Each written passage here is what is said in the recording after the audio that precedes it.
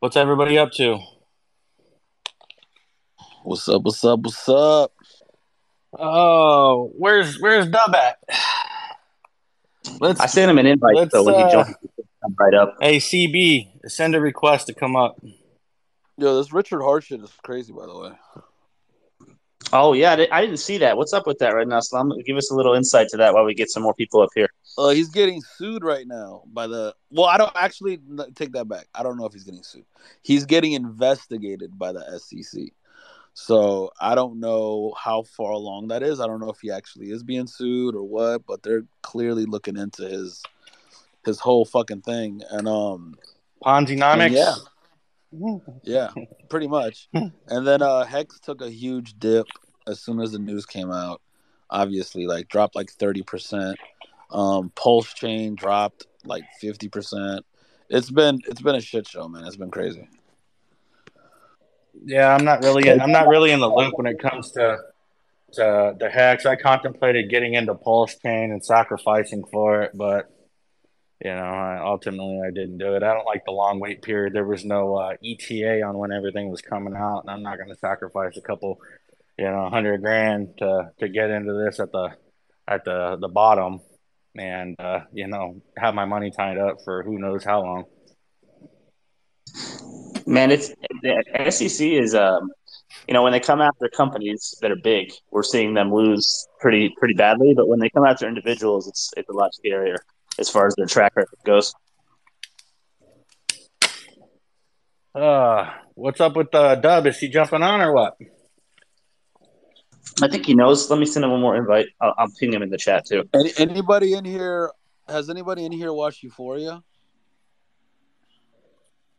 I haven't, man. I've been so behind on TV lately. So Angus Cloud just died.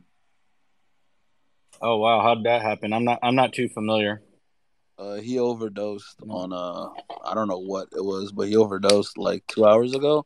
Oh Well, shit. 2 hours ago it was announced that he was pronounced dead. But yeah, it was on TMZ, which is pretty crazy. The thing about him is like he was such a good actor because like in the show he plays a drug dealer, right? But he was such a good actor because he was just playing himself, man. It's pretty crazy, but yeah, it's super sad. He's like 25. Well, he was 25. That's unfortunate, man. I'm sure it's probably fentanyl related. There's Could that's be. pretty widespread right now. Pretty big Yeah, well, epidemic. also he lost his dad a few weeks ago. So he went to Ireland for his dad's funeral, and like apparently that was like they were really close to each other. So he was kind of having like he was battling a lot of emotional turmoil with that shit. So I feel like that's probably what kind of drove him to for the drugs again. Yeah, that's unfortunate. Pretty crazy. Let's see if we can get a hold of Dub. I just DM'd him the link to Twitter Spaces, so I imagine he'll see it soon if he hasn't already. Yeah, Might just be having he said he's coming. nice man. Yeah, shout out to Pee Wee Herman too, man. He passed away too today, 70. Fuck yeah, that happened today too. That was earlier today. That's crazy. That's crazy. There was a lot of allegations on him too, by the way. There he Like is. wild shit.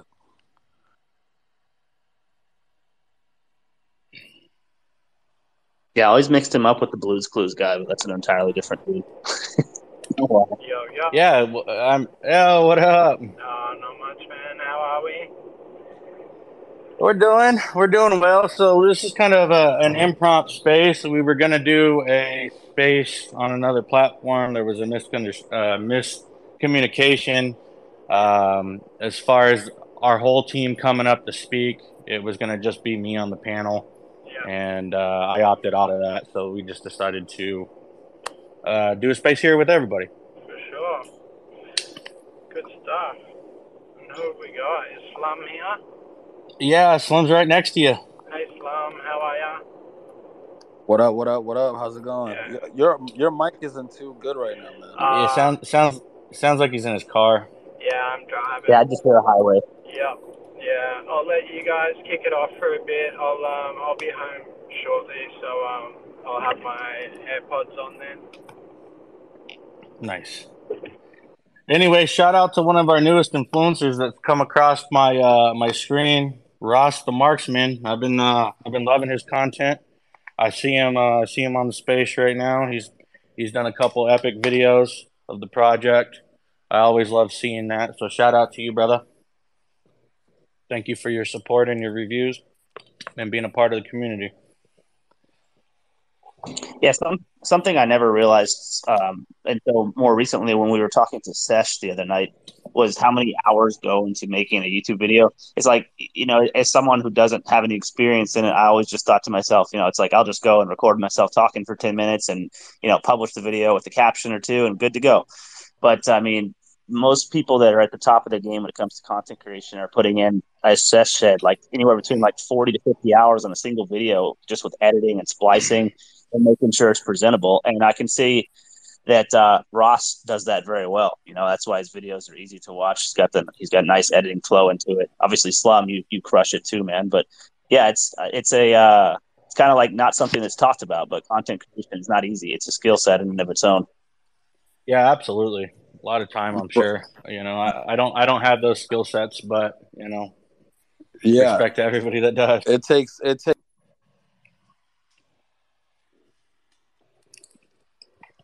I think I just got rugged. Damn. Oh, damn, X. Dang it. So many people on spaces right now. For capacity. Salam, you there? Yeah, can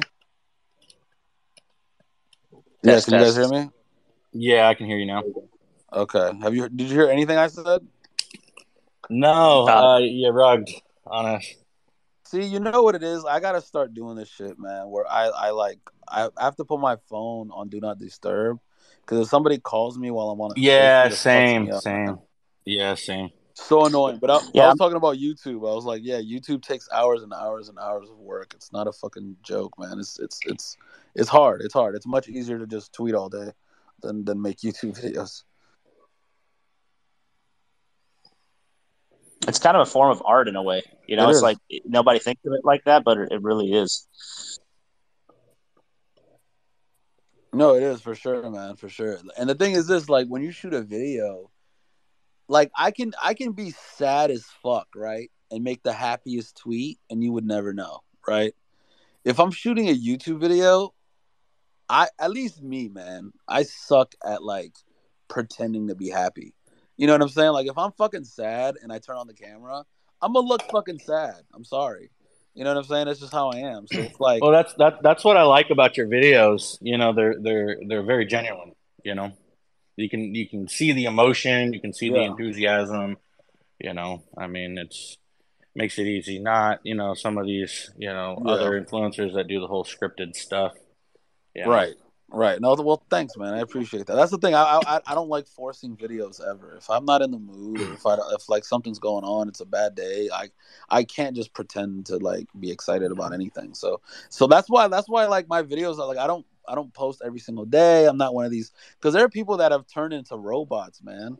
And they'll post like several videos a day, every single day, and like you look into their eyes and it's just soulless because it's become like a robotic action, Hey, Sesh, if you're up for it, brother, send a request to come up on panel. Yeah, you're not wrong, Slub.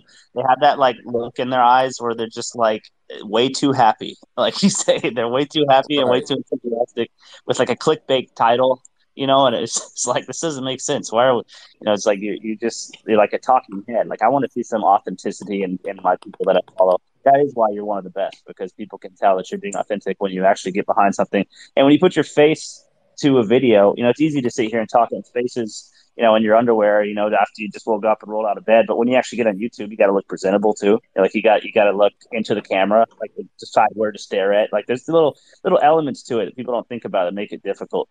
So to be authentic is definitely difficult because we're talking about things that either you care about or you don't. If you're just faking it, people can tell that. Right. Well, you're hitting all the senses, right? You're visually watching somebody's body, like motions, body movements. You're listening to them talk, so you're watching them speak, and then it's just like you're retaining it differently. You know what I mean? Versus reading somebody's tweet, you have no idea what they look like. behind their cartoon PFP. You don't know what the intention is behind it. You don't know. You know what I mean? Like, there's so much to it, like that people don't see. Yeah, and that's why it's so important if you have the ability to do so, to meet people in person, and get a gauge for that person in real life, because in the space it's just a voice, just a PFP, as you said, just words on the screen, so you can really learn a lot by meeting up with somebody, and that, I was kind of segueing into the meetup that you and I had, and the studying of each other's body language as we're talking to each other, you know. Yeah, bro. No, honestly, that's you. Like, and it's funny because whenever I talk about you in my videos, or whenever I bring up just meeting you and the team and stuff, it's just like I like it's genuine as fuck because it's true, because it's real, because I like sat there and like we'll talk to you guys. You know what I mean? Like you like it's one thing for you to get on a phone call, even on Telegram, do a voice chat or something, and you hear people's voices. You're only getting like one aspect of that person, right? Yeah. So somebody could be a great talker and all that shit. And then like, you meet them in person and they're twitching and shit, or like they're they're looking off to the side too much. They're nervous. You know what I mean? Yeah. Like, bro, you can tell. You can just fucking tell, man. Yeah. Yeah, agreed. Yeah, it's definitely a good experience. Gotta say the only time I shook during the meetup is that square up with D-Rod. Oh boy, tell you what, Oh vicious, yeah. vicious. You can see it in his eyes. Yeah. Like you can look in his eyes and know he'll knock you the fuck out. Like not hesitation. The fucking killer, man. Oh man! Shout out to our boy D-Rod. He's a professional UFC fighter, and he's with us, in this journey. But yeah. Anyway, so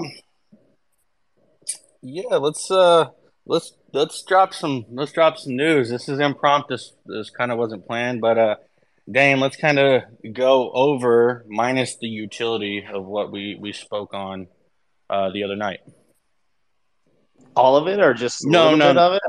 just the four things that we have coming. All of it, not Dave. that All of it. not the extra stuff. Not the extra stuff. There's a lot, man. There's quite a few things there. I don't know if you want to DM me first, make sure I don't miss stuff there. No, okay. All right. Hang on, I'll shoot you text. Yeah, just the. Well, you just follow my lead on it. All right, just follow my lead. Yeah, sounds good, man. Just follow my lead on it. So, guys, at this point in time, I don't know if anybody in here is in the community or not. Well, obviously, some are in here. I've dropped 4 recent signatures.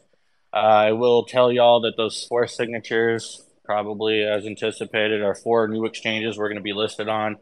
I am still in negotiation with a couple other exchanges. I have 1 contract that I have not completed reading over yet, so there might be an additional. And we have our first official partnership. I'm not going to drop that here now. I'm going to wait for the other party to draft an official announcement on that. But we have some things lined up for us in the future, very near future, and we're going to start unloading it in a sequence. And probably going to look something like, something's rolling out every week for the next 6-7 weeks in a row type of thing is how we're going to do it this time. Previously, I've always just dropped news on the community. 1 week we dropped, 5 exchanges that in a week. We're going to kind of space these out a little more in sequence, paired with some of the additional news that we've been working on, and this will probably take us up through the time that the next Crypto Gym TV show, which we are the main sponsor of, is going to be airing, I believe, September 7th. Is that right, Dane? Something like that? Yeah, it's either the 7th or the 9th, next Crypto Gym. September 9th, we'll say. So we've got some news coming. We're going to do some things in sequence and hopefully get some momentum on the chart in the process.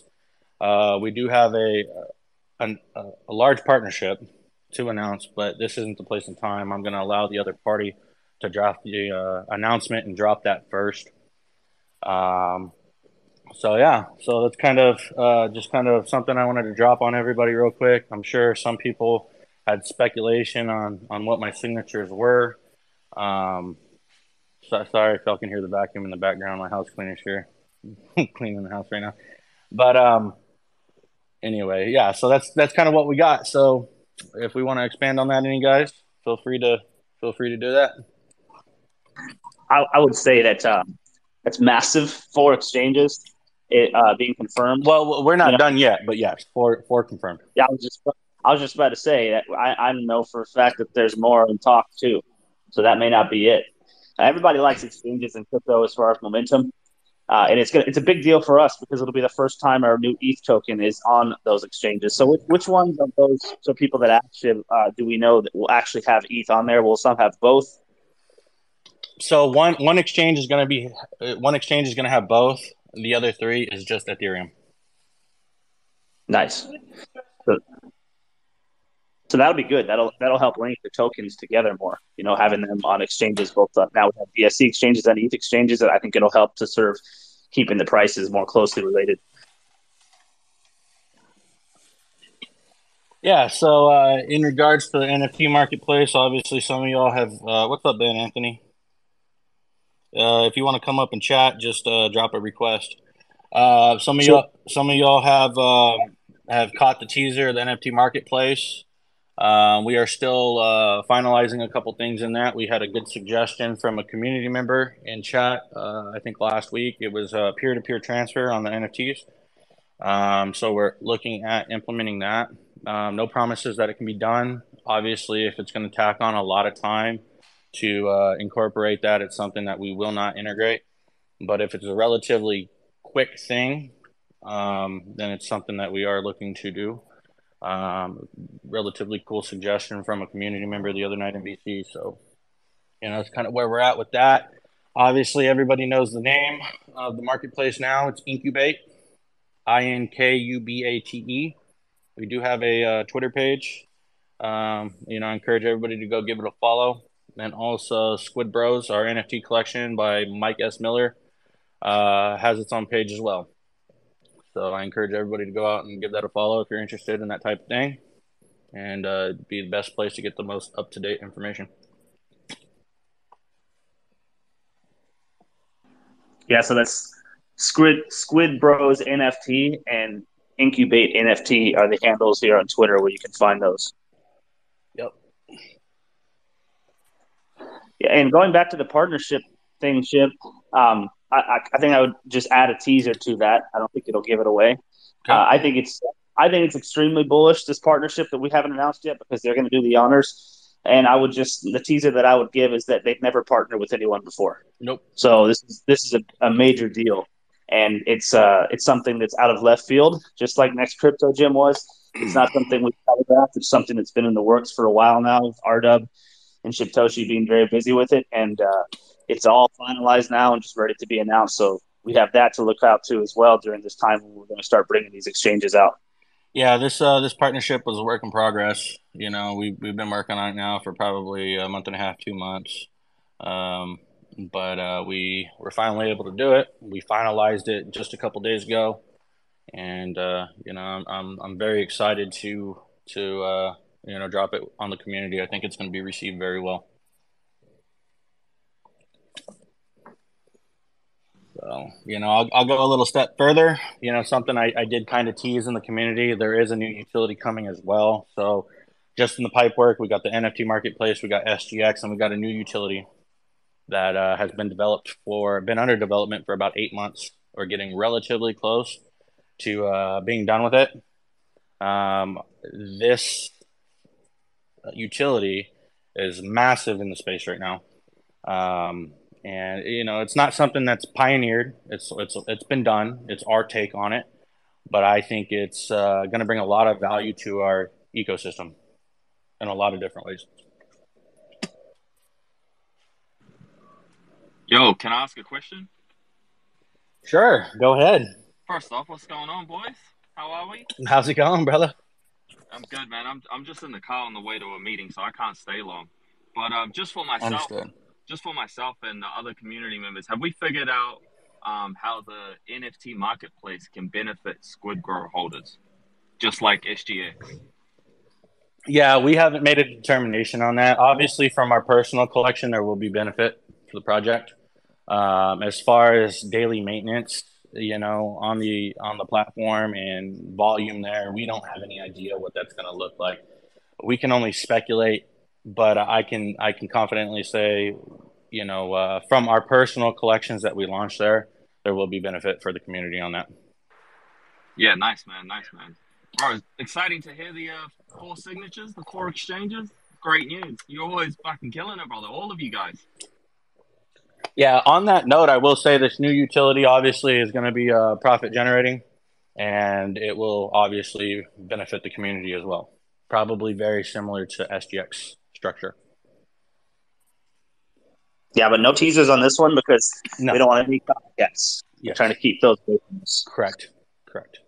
I do think that it could possibly generate as much as a solid perpetual exchange as far as revenue. If we get traction with it and it catches on, I mean, it could be very massive for the project, very massive for our chart. So excited to start. We're excited to start teasing about that. It has been in development for about 8 months now, and as I said, we're getting relatively close. So, now we're gonna start talking about it a little more. That's like a really great thing with UA. Like, it's not like you just drop like, hey, we got a new utility and it's been in development for the last few days. It's like 8 months. Yeah, and there's another utility as well, but we're in the research phase on that right now. So it's something that I'd like to do. We haven't started development on that yet. We are currently in our research phase, as I said. But we're always building, always looking for things to add to our ecosystem. But I'm very excited when we actually start dropping these big utilities. Our NFT marketplace, just the main contract's about 50,000 lines of code. That's just the main contract. That's not the launch pad or any of the other stuff. So, it was a very tedious task. It does take time. I scrapped it. Well, I walked away completely from one NFT marketplace because I just didn't like anything about it. We rebuilt, and we scrapped the design about 4 times on the current marketplace that I dropped the teasers on, and it's finally, to a point that I actually like it. So, we finalized the design on that. So what you saw is what it's going to be. So very excited to get that up and going. And our first collection that we're going to mint there is going to be our Squid Boys. That's the $25 collection. They're just PFPs. There's no utility on those. And it's limited to 1,000. And that's just going to kind of debut our marketplace. And then we will, pivot into our Squid Bros, the Mike Miller collection with utility. Awesome, man. Hey, I got to jump out now, boys. I'm at my meeting, but good shit. All right. Man. Shout out to you. Hey, you. thanks for stopping by. Dane, Pro, Anthony. All right, solid, boys. Take it easy, bro. Have a great one, Sesh. Oh, crap. I just realized my phone's on 4% battery. I was about to rug you guys. Plug this in. You better go plug it in. Like running across my apartment right now as I see this, because 4% means like 4 seconds on these old phones.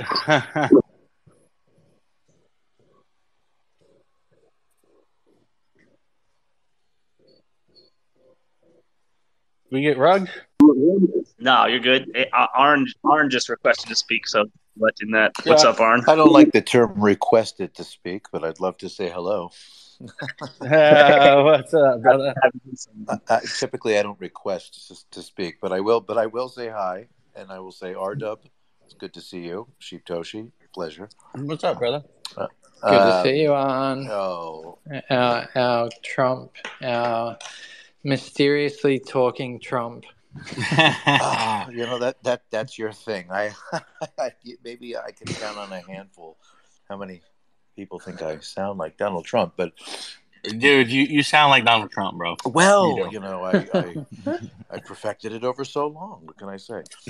Like a calmer version. A calmer version.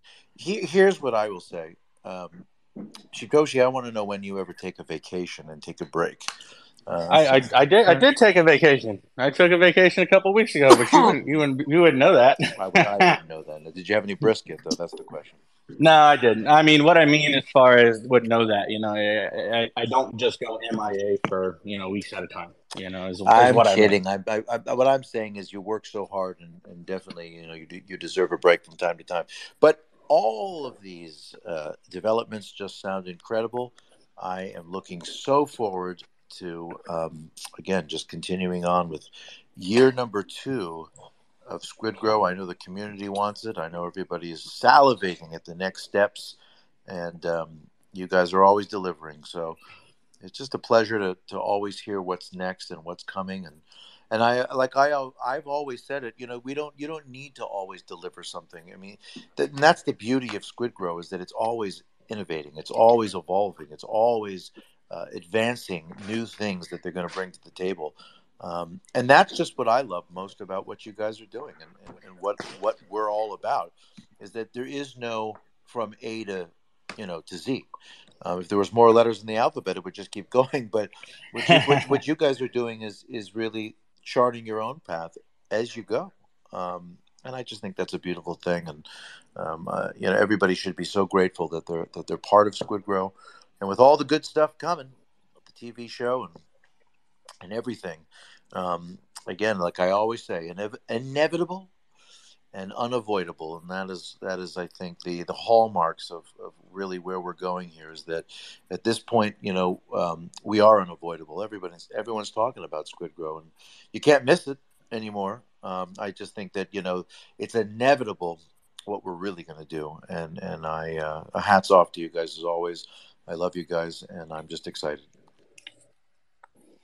Thank you, Arn. I'm very excited for the future as well, and I always love my Trump supporting buddy of mine to come up here that sounds identical to Trump as well.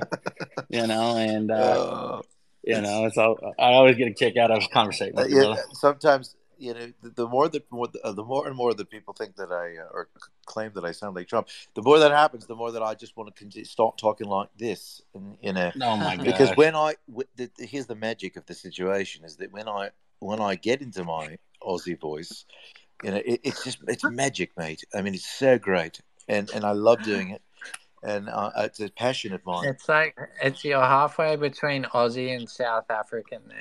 yes, I know. It's a combination of the both of them. But the truth is this: is that when I do it and I get into it, I don't think I sound like Trump anymore, and that's why I like to do it. No, you sound like Trump trying to put on an accent. Oh, there it is. Okay, you sound like Sebastian Gorka, his right hand dude. I can't escape it. No, but really, I will say this. Look, we at SquidGrow have come to expect sustained excellence, if you will. When you're involved in a token, and everybody can agree on this, you want to hear good things. You want to be part of a community. You want the action to keep going, and you don't want things to really change too much. I mean, it's certainly not for the worse.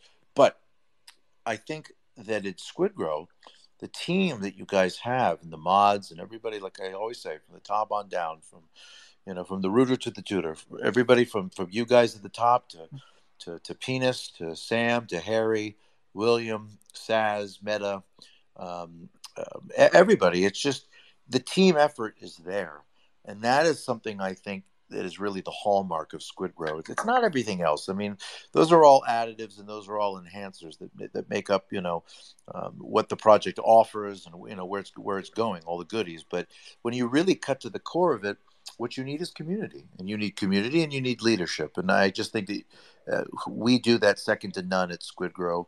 And I think that just goes a long way. And I think that when the story is being told, as it's being written, about what SquidGrow is and how successful it's going to be, I think that the bulk of what people are going to be talking about is the community, not the other things, not U-Sheep, not the wallets, not this, not that, but how great.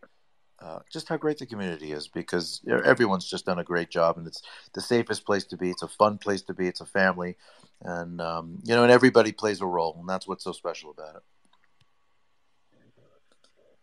I agree with that completely. Always love hearing from Arn.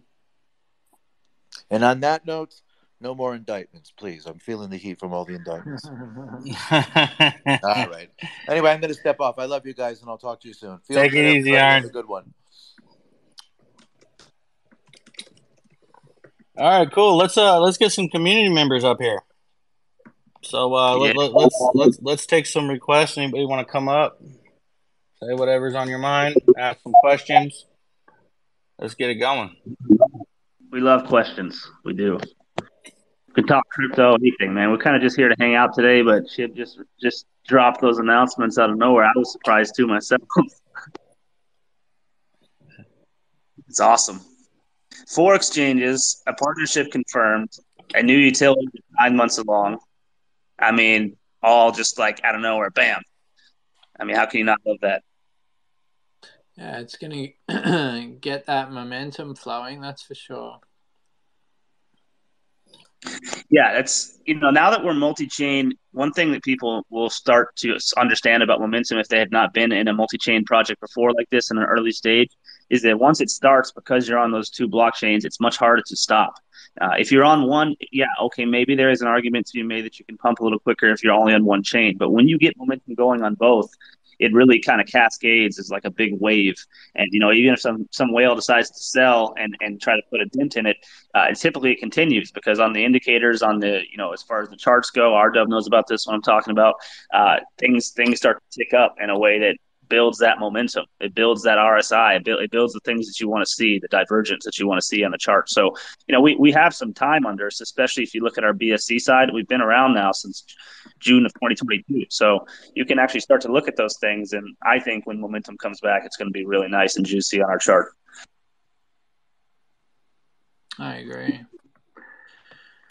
Yeah, I was actually looking at our chart recently on TradingView. I'll have a look at it again now. But yeah, just using like some indicators that I use for like Bitcoin and stuff like that. And there was like you know what this is, Dane, but there was like a very high time frame, like daily or 2-day upside dual signal, which is a bullish thing. Oh, that's amazing. I never even thought to apply the Jewel to SquidGrow. That's huge. Yeah, it is a big thing. For those that are familiar with Eric Crown, he's one of the best TA guys in the business, and he patented his own indicator called the Jewel Light or the Jewel. And yeah, RW saying that's ticking up is a really good sign if you're into chart analysis. I'm just going to have a look now.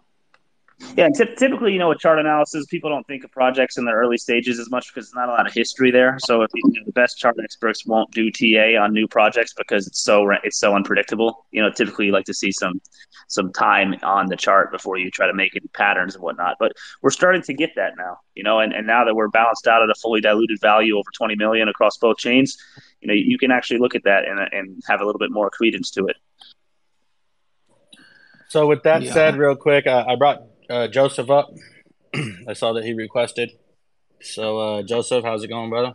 Oh, yes, sir. Doing pretty well. Yourself? I'm doing all right. Just hanging out. Can't complain. Yeah, it's exciting. Everything happening. I've been following this project and everyone's work so far, and it's fun to be involved in something like this from the beginning.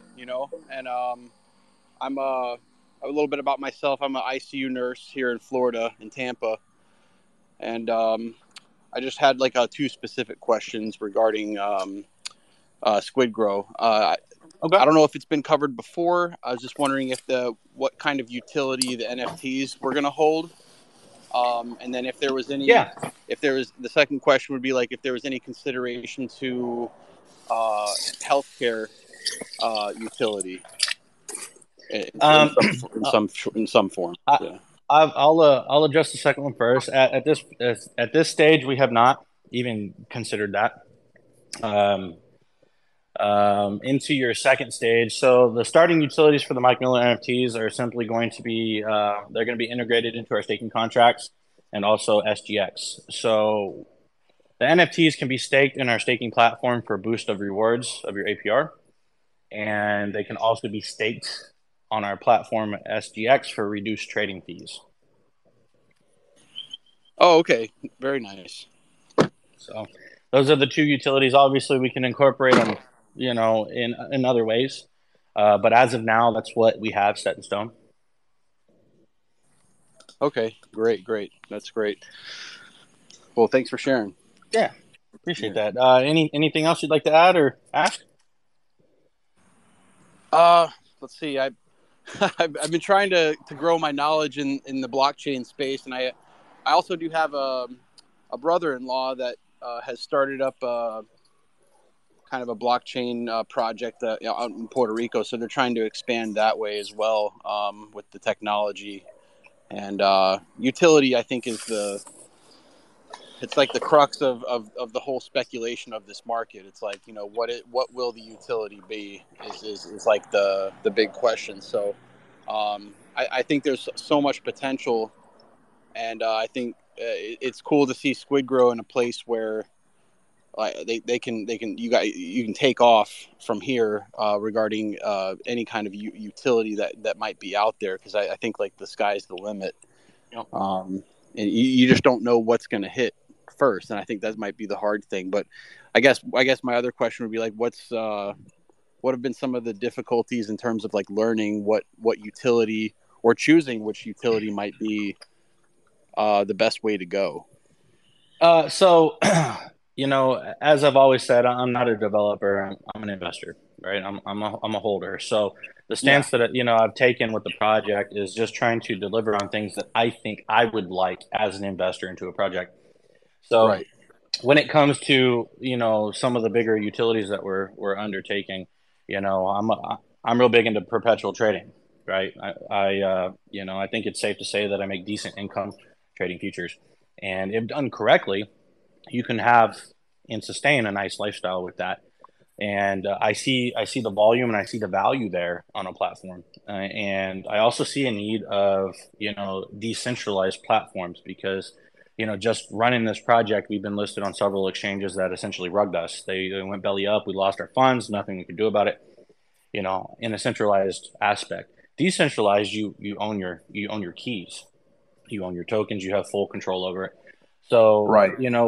because I'm so fond of perpetual trading, the team decided that it's an endeavor that we would start taking, and we started this endeavor back in June of 2022, and decided that we wanted to roll it out decentralized. Very similar to something like GMX. So I see value in that, and then the way that we're giving back to the community in that aspect is 25% of revenue generated there goes back into our chart. Simple example: 100 BNB generated, 50 BNB on the chart as a buy. The tokens that are accumulated are then paired with the remaining 50 BNB, making an LP pair. So we're not stockpiling all these tokens. We're actually sending them to liquidity. We pump the chart, we stiffen liquidity. It's beneficial all the way around. In regards to some of the other utilities, the NFT marketplace, I do like NFTs myself. And very early on, we decided we wanted to do an NFT collection. But what are we going to do with that NFT collection? Listed on another platform? Why? Why not just make something of our own and solve some different aspects that I see some of these bigger platforms lacking? So we're kind of taking a little bit of what's out there and putting our spin on it.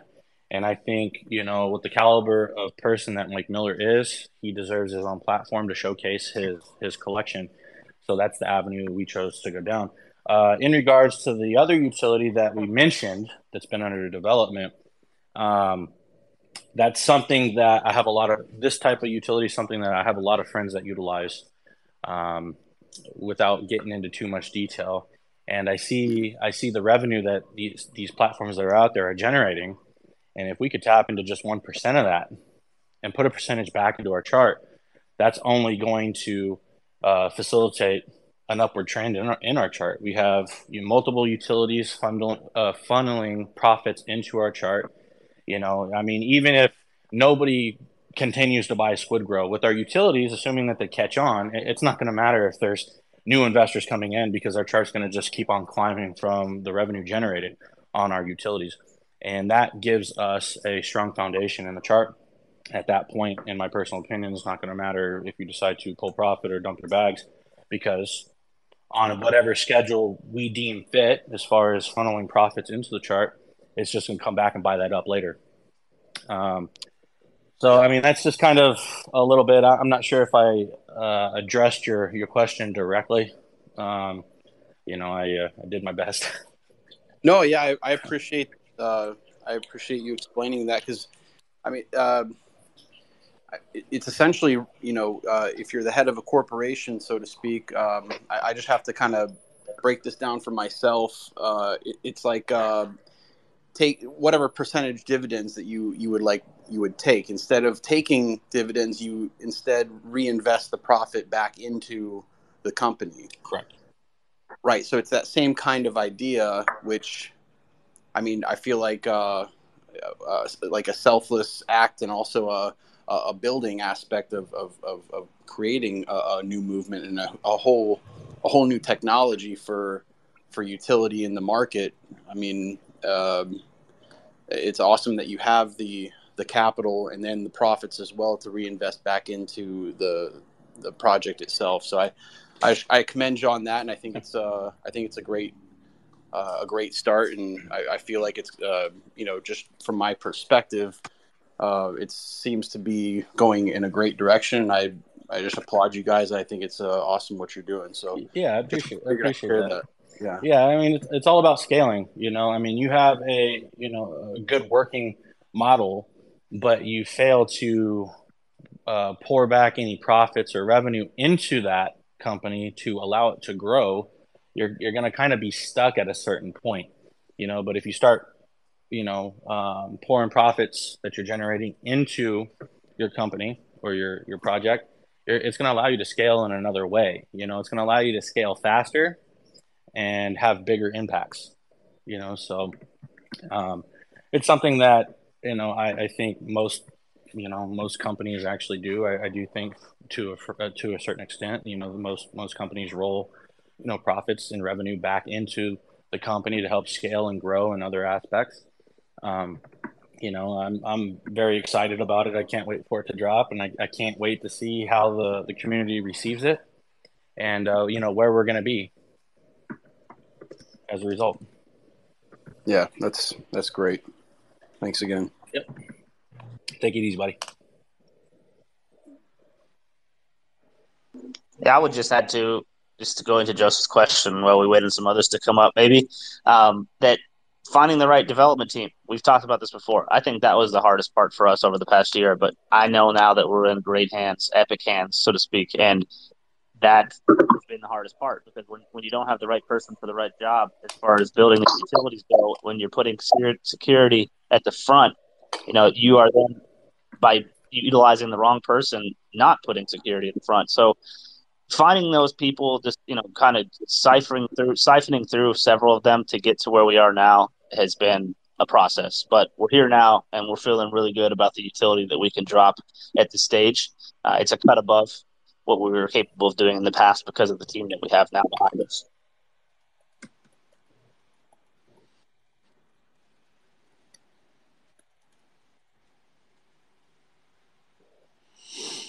Sorry, I'm just responding to DMs.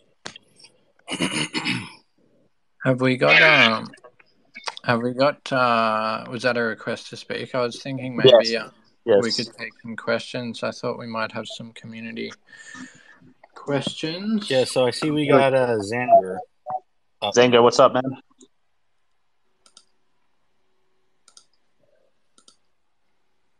Xander, you are free to speak, brother, if you could talk.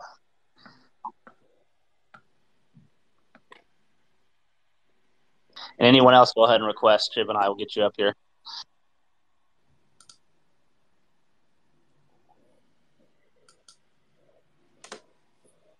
I think Zanger's connection. Yeah, he dropped off. Let's try it again. Let's see.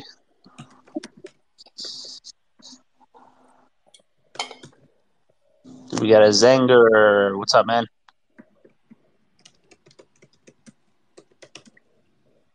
Can you hear us?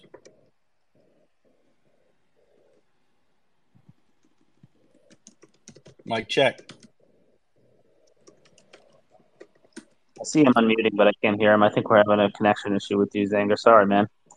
feel free to stop by our Telegram and ask. We'll probably do some VCs there tonight as well. And also our community is extremely active right now in there. So if you got any questions, you can feel free to drop it in there. All right, guys, come on. Let's get some questions going.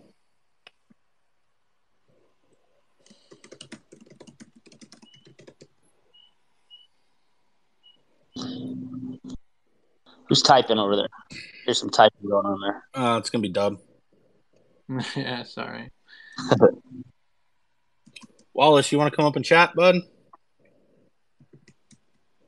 Okay, we got Rung. Here we go.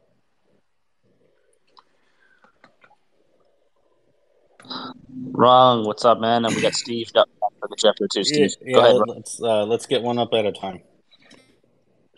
Dane, What's up, Rung? Satoshi, Slam, all dog. How you guys How's doing? it going? It's going. Good, man. Doing good. I've been busy, with the kids. It's break.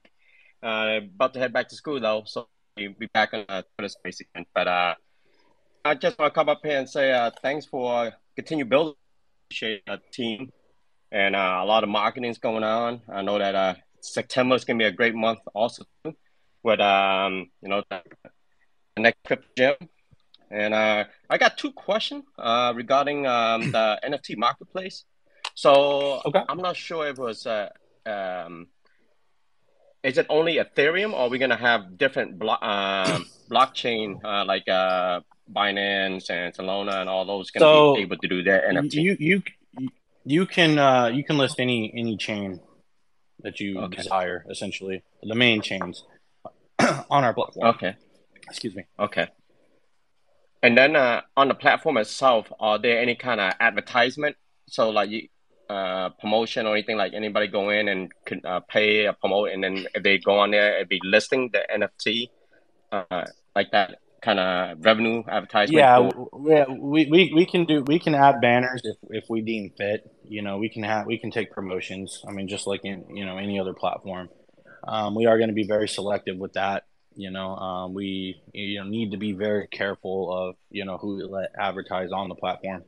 There's a lot of bad actors out there, but yeah, we do have the capability to allow that.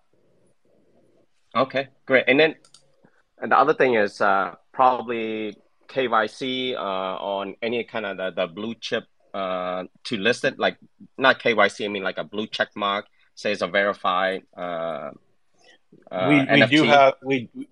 Correct. We do have the ability to give checks. Obviously, that's going to be at our discretion. You can apply for it. We'll vet you, and if we deem a project worthy, we can verify the account. Yeah. Okay. And then I know that I thought listen last time, like onboarding new projects or artists who want to start. Like say do we have like an onboarding program? I'm kind of losing you just a little bit. Can you repeat that again?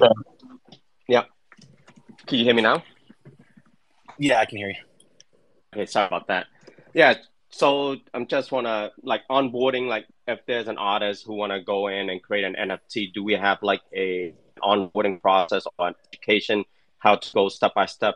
It's almost like a pink sale version of the NFT marketplace. So show them how to generate it. Say they want to generate 1,000 or 10,000 on the NFT. If they have like the drawing or everything, and just upload it up, it'll be gonna be something as far as an instructional video, that's not something we have currently, but that'd be relatively easy to roll out to allow people to understand, and it's something that we will do. We just haven't done it yet. Okay, great. And then just to find like I know the Squid Bros and the Squid Boys, I believe, are those still coming out? I know the Mike Miller is going to be now just transitioned to all Ethereum on the Ethereum network, and then the Squid Bros, are those still going to be on the BSC? We haven't made a final determination on that. Oh, okay. But both the collections will roll out. The Squid Boys will roll out first. As I said, it's limited to 1,000, $25 a piece. And that would debut our platform, and then we will start transitioning into the Mike Miller collection. Okay, great.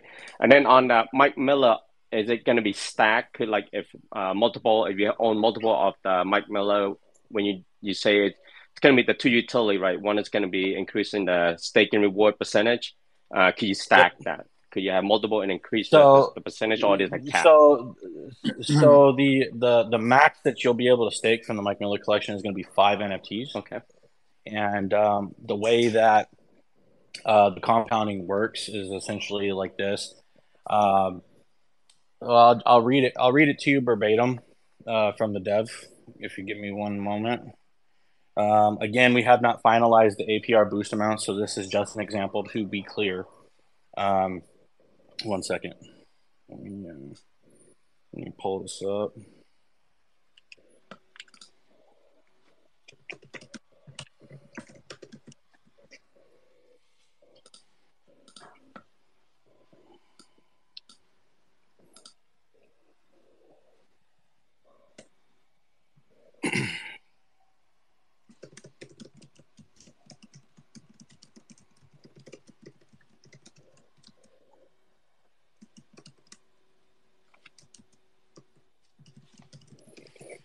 Okay, so the way that the boost will work, and again, this is just as an example, but it's limited to 5 NFTs.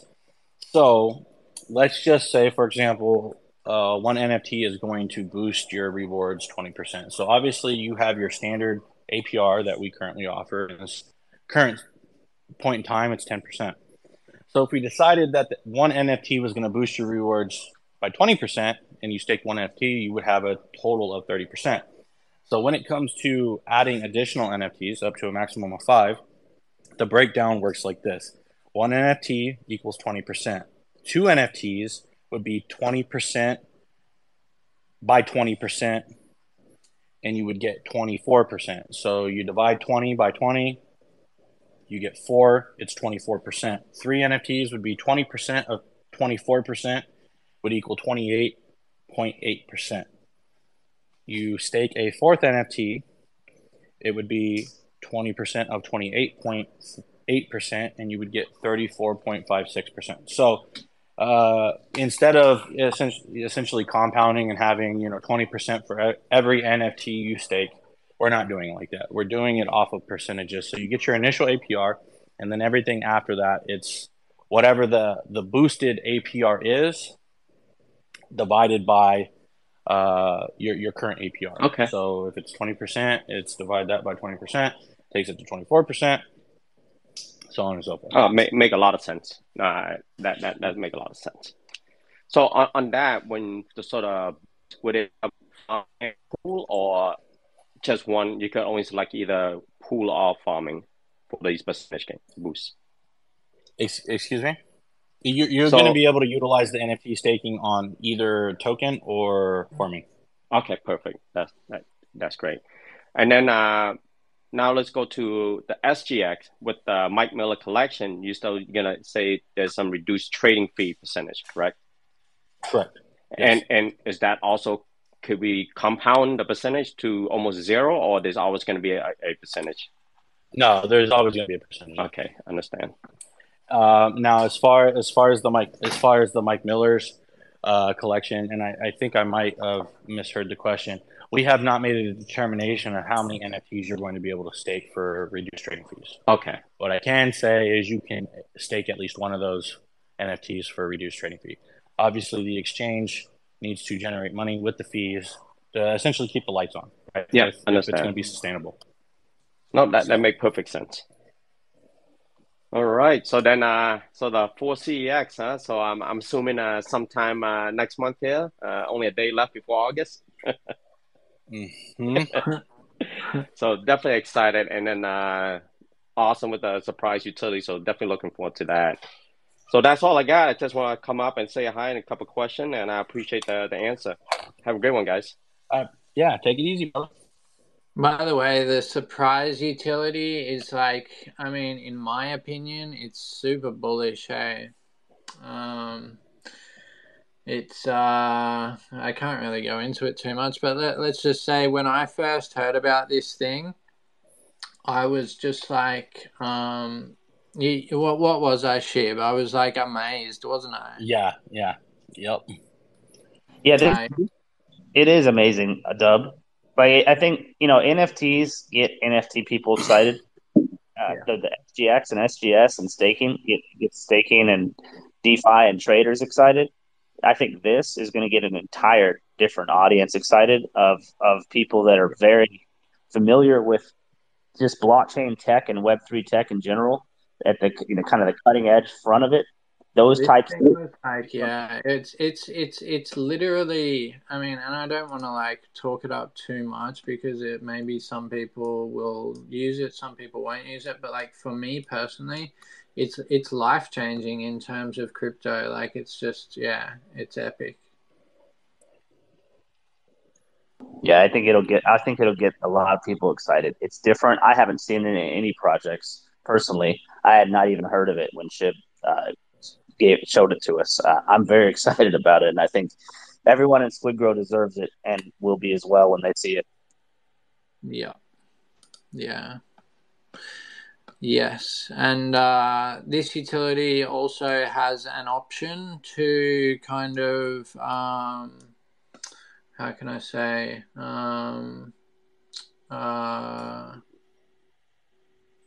like help out SquidGrow or like possibly the chart, the liquidity or whatever as well, but that's not finalized yet. But there are options here that we are still working through that can help the entire community, whether they use the utility or not.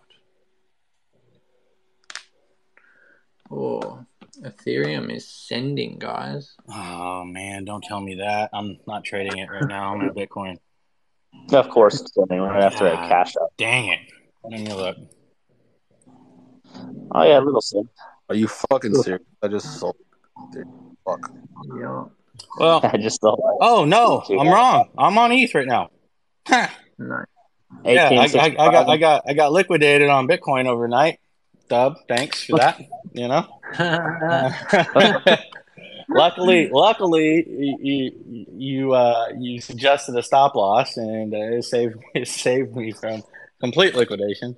Didn't walk with much, and then I guess this morning I rolled that into ETH. So I'm on 75x leverage right now. Let's just explain. But Ship said to me last night, he said, if you were a betting man, if you were a gambling man, if you were a gambling man, which way would you go? And I said up, but I said, yeah, I'm not trading it because I'm not a gambling man. Mm-hmm. Unfortunately, it went the other way. Oh well. Trading satisfies gambling for me. I used to have a craving to go on like the casino near me and play poker and cards and stuff.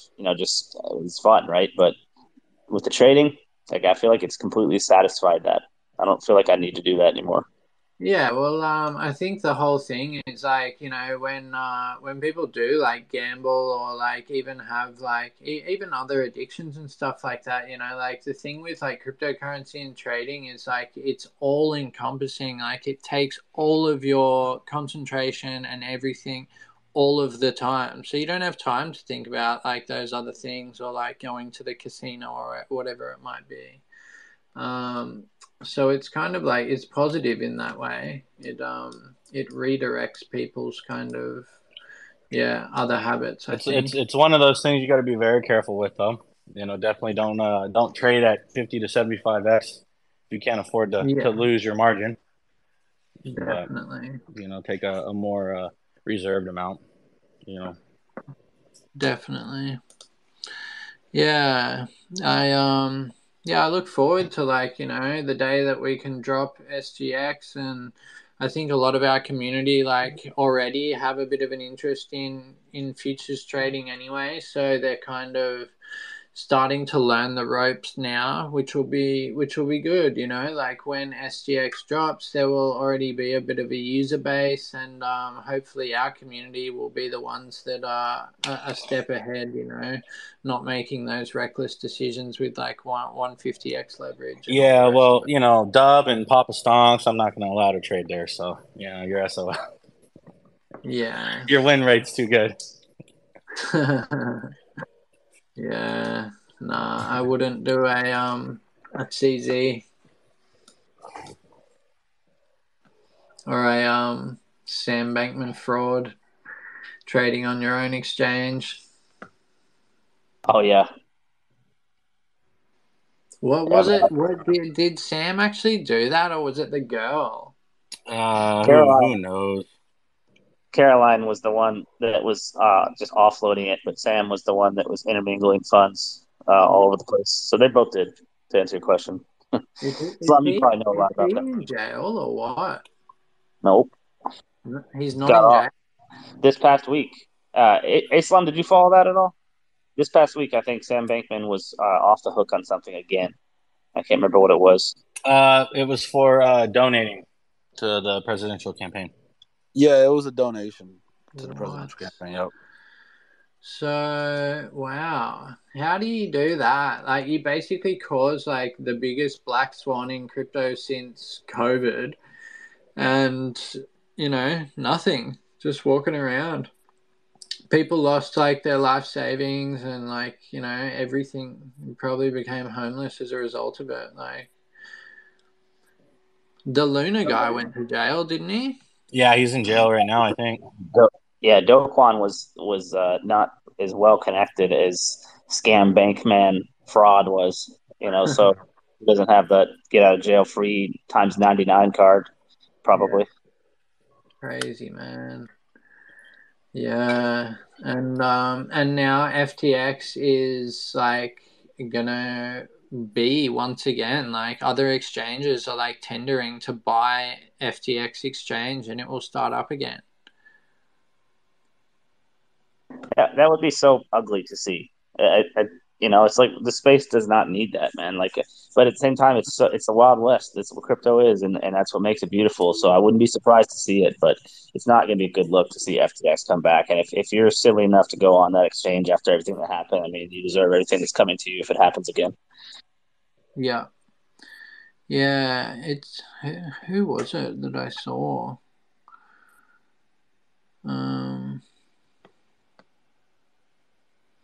Yeah, I can't remember. Yeah, Binance even lined up to do it. Binance US. Oh, that was to buy Voyager as part of it. Yeah. Crazy, man. Yeah, that's wild. Hey, it really is the Wild West still. Yeah, this space has been very boring over the last month. Last night annoyed me because there was some old piece of news camp that came out that said that SEC had told Coinbase to remove all its tokens, which they did, but that was back on June 3rd. And all of a Yeah, it sudden, was old news. yeah, and all of a sudden it started getting recycled again to like every Twitter outlet and like people making videos and TikToks about it, et cetera. And it's just like it's so weird how the news travels in crypto. Like it doesn't necessarily have to be true, and all of a sudden it's spread everywhere within seconds because people Yeah. understand everything. I saw it in multiple groups, and I was like waiting for the dump, and then someone, it might have even been you, Dane, said like this is old, like it's really old. So I mean, yeah, maybe people do it purposely so they can like, you know, get a bit of a sell off or something. I mean, yeah, I'm sure that's what it is. I'm sure the news outlets are trading the same way a lot of us are, and are just trying to cover their short or something. yeah. I mean, because it was an old PDF. It was literally a PDF that was given June 3rd that nobody read and just made headlines about, and then somebody read it and made a news story 2 months later. That's what it was. Yeah. Crazy.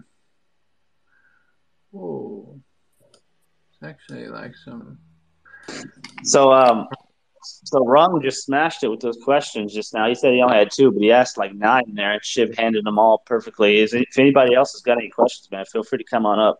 We'll dive into everything right now.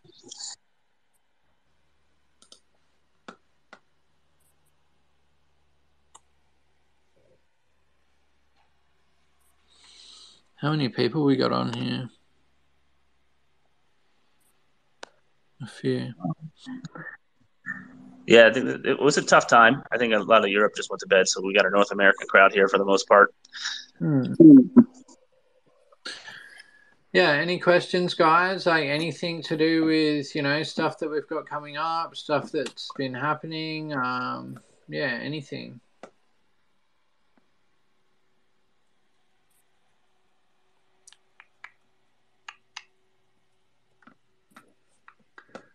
Cricket, Stain. I would ask. Well, while we wait on some others to come up, I would ask Slum a question. I would ask Slum what do you think the next major trend is. I think it's super shifty, so at the end of the day, it doesn't really matter. But it is interesting how DeFi just sort of switches gears like almost overnight. Sometimes it goes from like meme all of a sudden to utility. Maybe NFT is next. I don't know. I was curious what you thought might be the next big thing. I think the next big thing is going to be AI. To be honest, like we saw the whole metaverse. It's Slum with being, us. can you guys hear me? Yeah, I can hear you. Yes. Oh, I Okay. can't hear him. Oh, Dub can't hear you. Yeah, he's talking right now. Dub, if you just want to Okay, for sorry. Dub. So not everybody can hear me right now? Just Dub can't hear you. And Dub, if you want to jump off and jump back on, that'll fix it. I'll add you right back up. Okay. Go ahead, Slum. I'm gonna wait for Dub to get back because. Oh yeah. No, I heard you saying no AI. That might be a good guess, man. Yeah, no, okay. So you guys remember in 2021, the whole meta was metaverse, right? No pun intended. So it was the whole thing, like, oh, metaverse, a play to earn was the thing. You had Axie Infinity, you had the Central Land, you had Mana, you had Sandbox, and eventually Gala, right? And which is actually, side note, the one I'm most bullish on, by the way, for the next bull run as far as metaverse coins go. But in any case, that was kind of the meta was metaverse back then, and then we have the the waves of NFT projects coming and going. Like 2022 was pretty big for NFTs. Obviously 2021 was huge. It kind of, I feel like it's been dying off here in the last few months. Not saying it's never going to come back, but this is kind of the level of bear market we're seeing for NFTs right now is kind of equivalent to the bear market we saw for crypto, in the fall of last year, right? So we saw Bitcoin drop down to 15K.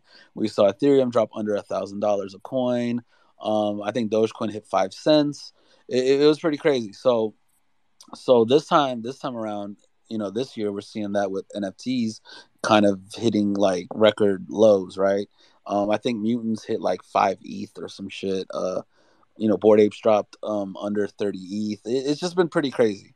But I feel like AI is like just with the technology advancements in AI and seeing how crazy ChatGPT is getting and Midjourney and what you can do with it, I feel like the meta is going to be AI coins in some way. I feel like I don't know. I feel like as it continues to have its developments, like we're gonna be seeing a lot more coins utilizing AI technology, just to maybe pick out the best the best coins to choose without you having to do all the research. You just have kind of an AI buddy that scans coins for you every single day, right? And tells you the best time to buy, when you should sell, maybe sentiments in the telegrams, sentiments just on the internet as far as trending topics, trending coins. It's going to get really interesting here, I feel like, in the next few years. But even even uh even closer in the near future, I feel like here in the next few months we're probably going to be seeing a lot more AI driven cryptocurrencies, I think. Honestly. Yeah. I could see that. Could you hear him, Dub? Yeah, I could hear him. I came back and I could hear him.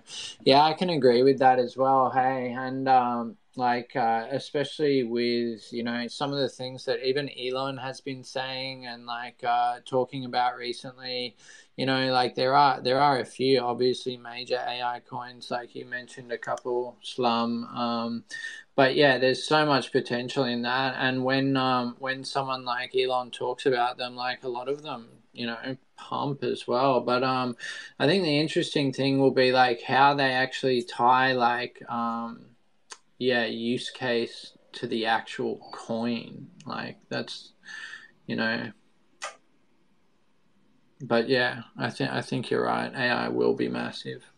That's right, though, Dub. What you just said is the key. I think when we saw ChatGPT and the craze, that initial hype wave, and all the coins that came out, what we saw was a lot of integration into Telegram and Discord, and people doing their own kind of version of the main tech, like Midjourney and Dream, all that stuff. But what the problem was what you just said. None of them were tying it into their token in a way that was sustainable. It was initially just like a meme token with AI attached with a lot of these projects. But I agree with Slum. I think when someone can actually bring AI from the big dogs that are actually doing it right, the ones that are actually behind the AI brains and machine learning, and they decide to come into the space, they could certainly make some massive waves. And on top of that, the space is just so trendy in general that if some major development happens in the AI world, it could certainly reverberate right over into DeFi, just like it always does when something major happens. I mean, just like we had X, X was a craze all of a sudden just because we switched to X. Like there's always something in crypto that kind of copies what's happening in the real world. And if AI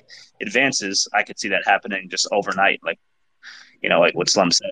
But I think the key will be tying into their token, because a lot of times these AI projects come out and it's like, why do they have a token? And then they die off because there's no need. Yep, agreed. I just had a quick few questions. I was wondering, do you plan on being involved in any events or conventions in the future, or making an event, or potentially setting up a brick and mortar anywhere, or is that not necessary? At this point in time, I'm not looking into setting up a brick and mortar. As far as events, we currently have an event going on right now that we are sponsoring. Let me see. Dub, do you happen to know the name off the top of your head? It's called MNFT or something. Let me just have a look. I'm trying to find it.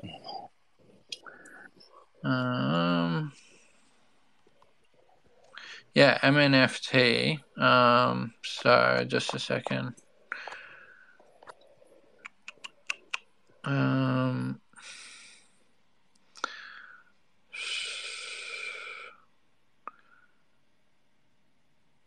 Okay, so they are, and it's called MNFT TV channel, and it's like an event supported by the mayor in New Orleans.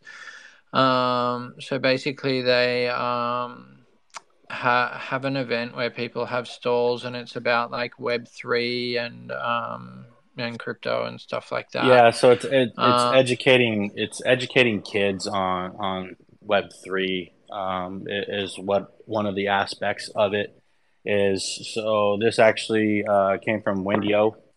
I was looking for some charitable things to get involved with. This is not a charity, but she suggested this. We got in contact, signed contracts, and then funded it. And as Dub said, the New Orleans mayor, they are hosting it in New Orleans, so we're incorporated into that. I think they did a tweet and we did a retweet on it. But I'm kind of, although this isn't a charity thing, when it comes to this type of thing, it's not something like we really run around and advertise. You did inquire, so we're talking about it. Some of the other charitable things that we have done, we don't talk about. I really find it distasteful if you do anything related to charity and you run around and start talking about it. If the other party wants to talk about it, they're more than welcome to do that. But this is just, one instance of something we are involved with. We do have the option to actually go. We have a table for us, but we have no plans to actually attend.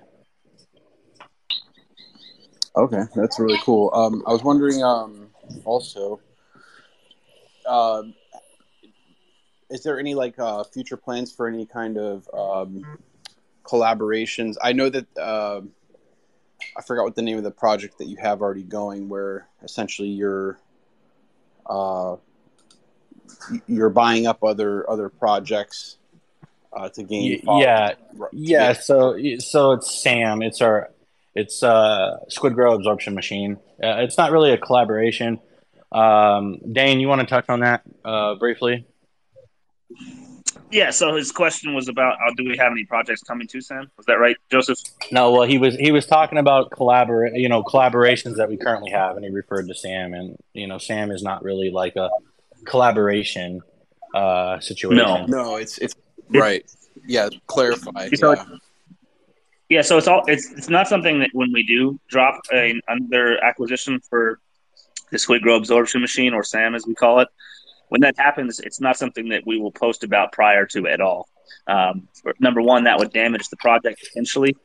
We don't want to ever do any damage to a project. This is something that is mutually agreed on both parties, and there's a lot of moving parts that has to happen behind the scenes first before we can make something official.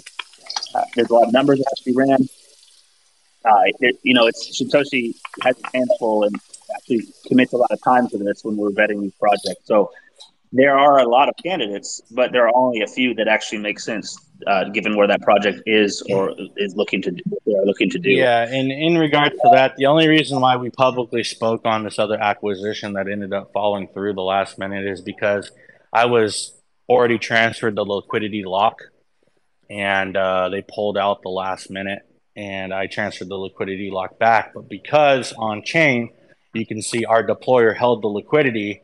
If anything happens with that liquidity from the time that it's left our possession, we need to make sure that it's already been addressed, and we've already put the transaction hashes out there, the transfer back, just to protect us in that aspect. I mean, it's relatively unclear, why they decided to pull out. I mean, they could do it for a stunt to try to gain some momentum or something of that nature, but just to kind of protect us and insulate us, we opted to get ahead of it if anything negative was to come of it. So that's really the only reason. But as Dane said, it's not something we really showcase while we're in the negotiations phases. The community would only find out about it in most cases after the community that we're acquiring is informed about the situation.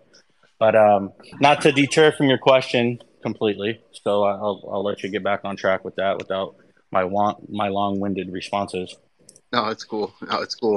I appreciate it. It's intriguing. This whole space is relatively new to me and to my family as well. And I think everyone's trying to kind of wrap their minds around what's happening nowadays, and it's neat to see how artists are able to transition from oil on canvas to these kind of AI directed and also like digital computer animation artwork. I was wondering if have you had any inquiries for like artwork collaborations, or are you kind of focused on a specific kind, or are you like, I don't know if you're trying to expand the artwork or if you're trying to keep it focused on like what you got going with Mike Miller and everything? Yeah, as far as artists designing our NFT work, I'm open to working with anybody. Obviously, Mike Miller is now part of the core team, and it was with us, and he's our NFT guy. But that's not to say that every collection we roll out is going to be a Mike Miller collection. So we can if we find another artist that we want to use for that particular collection, we can definitely go that direction. So I'm open to collaborations on essentially any NFT artist that I like their style. Quite frankly, we almost went with Pixar, a Pixar designer before I was introduced to Mike Miller. So we're just looking for people of quality and that share the same morals that we do, and we'd be more than happy to possibly incorporate other artists into working with us in the future. That's really cool. Thank you. Yep. And Chip, can I just, I know that this is not going to give anything away. Can I just kind of speak on going back to the SAM thing? How we were very close with that. Like as Chip mentioned, they had transferred the liquidity, and I wanted to maybe touch on what that would have looked like to our community. Chip, can I do that as far as numbers? Yeah, go ahead. Yeah, so essentially, and not to make everyone feel like, oh man, but this would have been roughly $700,000 of buy pressure coming into our chart immediately. That's what it would have looked like from your end, and that's why SAM is so exciting. We were so close, literally to the point where the liquidity was transferred to us. and then they had to bail, and we respected that, so we gave that back. But anytime one of these projects comes to us, there's all sorts of different sizes. It could be bigger than that. It could be smaller than that. That can happen. And I mean, if you took 600K and put it into our chart right now, you'd be looking at like a 30% price increase over both charts if you spread it out. So it's pretty exciting just knowing that that's out there and knowing that could happen at any point. I think it certainly adds an element of surprise to what could potentially happen with SquidGrow. But one of the things that we're doing, and we're in the process of adding to make that potentially a greater as far as chances of landing one of those projects, is we're going to implement it into our website with a form, and we're going to give some type of incentive for those that actually bring us a project that is actually successfully absorbed. So that will, I think, what would be the word? Deploy our community to maybe go out and find those a bit more aggressively, which will be good to spread the word for Sam. So I'm looking forward to seeing that, and I can't wait until we land another one because, yeah, when we run these numbers, it gets me really excited seeing it as far as what it could do. And I think that once we get a big one or a bigger one than what we did previously with Versa Finance, that it will spread just like if you got a big NFT collection on Incubate, it would spread Incubate. I think when we get that first big project for Sam, it will spread that. And then at that point, a lot of other projects will be coming in at a much greater rate. Yeah, and just to touch a little more in detail, for those of you that might have been able to track down the project on the blockchain, I'm not going to publicly, name them, but just to make some sense of it. So the way that that particular project worked is, off first glance, it was not something I was interested in acquisition. The ownership of the contract was renounced. The liquidity of 200K was locked for 400 days. Where the buy pressure comes from is I was acquiring the liquidity, as I said, which was locked for 400 days, but also the marketing wallet. So we were going to utilize those marketing funds to purchase the tokens. And then 400 days from now, the liquidity would have unlocked, assuming that the liquidity was still there. That would be additional funds as well. But that's how that particular instant worked. When we first ran the analytics on it, it was not something that I was interested in doing. The bargaining chip here was the marketing wallet, which at the time of speaking had $677,000 in it. At the day of that it was supposed to go down, it had about $690,000 in it because of the tax being funneled to the marketing wallet to a degree. But for those of you that were able to track it down and are wondering why the numbers were different from what you saw to what we spoke on, that is why. I just wanted to give some clarity on that. So I was essentially buying the liquidity, buying the marketing wallet, and then we were going to do a token trade-in with the community, and those that participated would get the benefit of the buy on the chart and being given Squid token. Because the contract is renounced, we couldn't turn trading off. So that project would have lived indefinitely. But that's how we opted to go about the route. In this particular situation, we spent quite a bit of time talking to the dev back and forth. And then, as I said, about an hour before we were going to announce it to his community, they pulled out. So we transferred the LP lock back, and they found somebody else to take the project over and continue to run the project, which is something I was not interested in.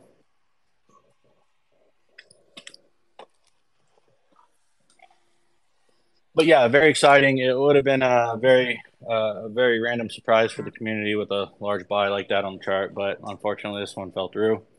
But we are continuously looking for others that fit our criteria of what we're looking for acquisition. Oh, there will be more, that's for sure. We've had several more already on the desk, analyzing them since then. So we're always looking, and I think it's a very unique thing. As we spoke on before when we introduced it, you see partnerships, mergers, acquisitions all the time in the stock world, in the real business world, but you have not really seen that in crypto at a point where one project continues. You've seen it to where both projects sort of go away and then create a new project together, but you haven't seen it where one project kind of comes into another to make an even bigger project. That's while they're both alive, while ours is still alive, rather. That's something unique. It's something that we're spearheading, and it's not as easy as it sounds, but I think when it gains traction, at any point when that one project, the one right fit comes along, it could really take off. Sam is, it's mostly theoretical at this point, but when it gets put in practice, that is to say, I think it could be massive. Yeah, when it comes, And go ahead, Dan. I'm sorry. I would say it's perfect with our name. I love that it plays into our name. It's like we literally will grow by absorbing projects along the way as we do all the other things that we're doing. Yeah, agreed. And like Dane said, it's not as easy as you think it is. We run analytics and we look at the value retention of that community. So unless that community has a 1-to-1 liquidity to market cap ratio, they're not retaining 100% value, meaning that whatever the balance is that shows in their wallet, they're going to be getting less.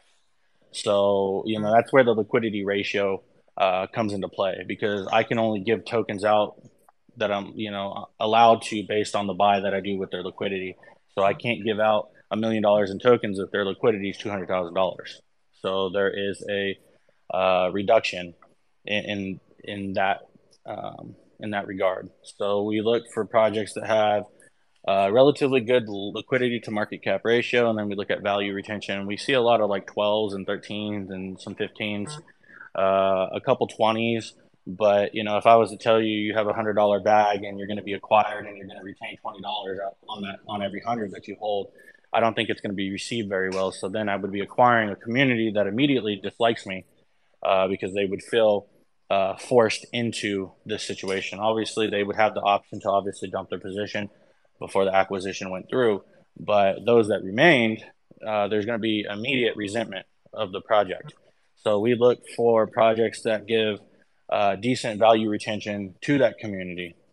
And, then once we find that, we proceed forward. It is tough, I'll give you that. And even this most recent scenario, their liquidity was a very bad fit for us. But the bargaining chip here, as I said, was the marketing wallet with, at the time, $677,000 in it. So that was an offset. And, so that gave a decent value retention to the community, which I felt was doable.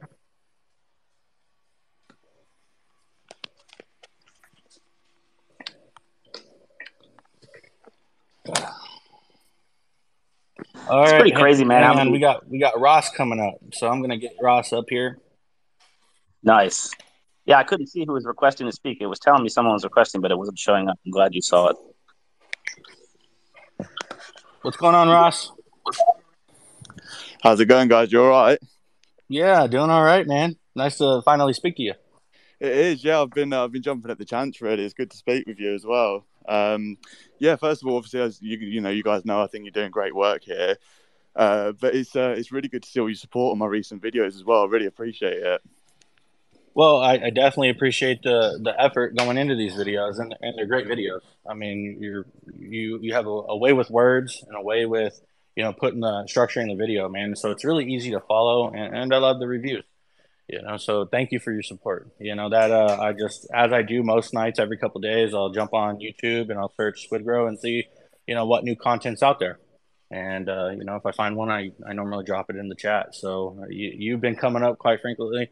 Your last video actually was given to me by a community member, and then I saw your message a little earlier in the day after I had already posted it. But thank you for the ongoing support, man. I'm loving the reviews, loving the content.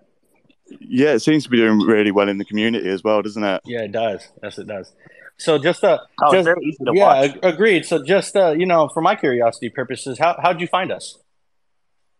That is a really good question, to be fair. So, yeah, I've been in the game for about 3 years. I got into it during COVID. So yeah, I came back. I was living in Vietnam at the time, and I came back from. We all had to come back because it was COVID, so everything went into lockdown. And I decided I wanted to have a look at different ways to make money. I got into crypto, got rugged quite a few times over the last couple of years. I can't lie to you. And I've been there myself. Do you know what? And do you know where I found you guys? It was crazy. It was on. It was one of these random pages. It was like Bitcoin LF Go. No and they shit. did a poll. It was something like that. It was like 6 months ago. And I saw you guys pop up, and I kind of spread. So I spread my money in different areas, and I only put about £20 into SquidGrow at the time. And yeah, about a few months later, I started researching it more and more, seeing more and more what you guys were about, the team that was behind it. And yeah, I ended up like consolidating my whole profile and putting it into SquidGrow. Wow. Well, thank you for your support on that one, man. It's always a curiosity to me to hear how people are, hearing about us. It gives us better feedback on, maybe where we should direct more of our efforts. So we got a good little spread across YouTube, TikTok, and Twitter as well. So it's definitely very, very cool to hear.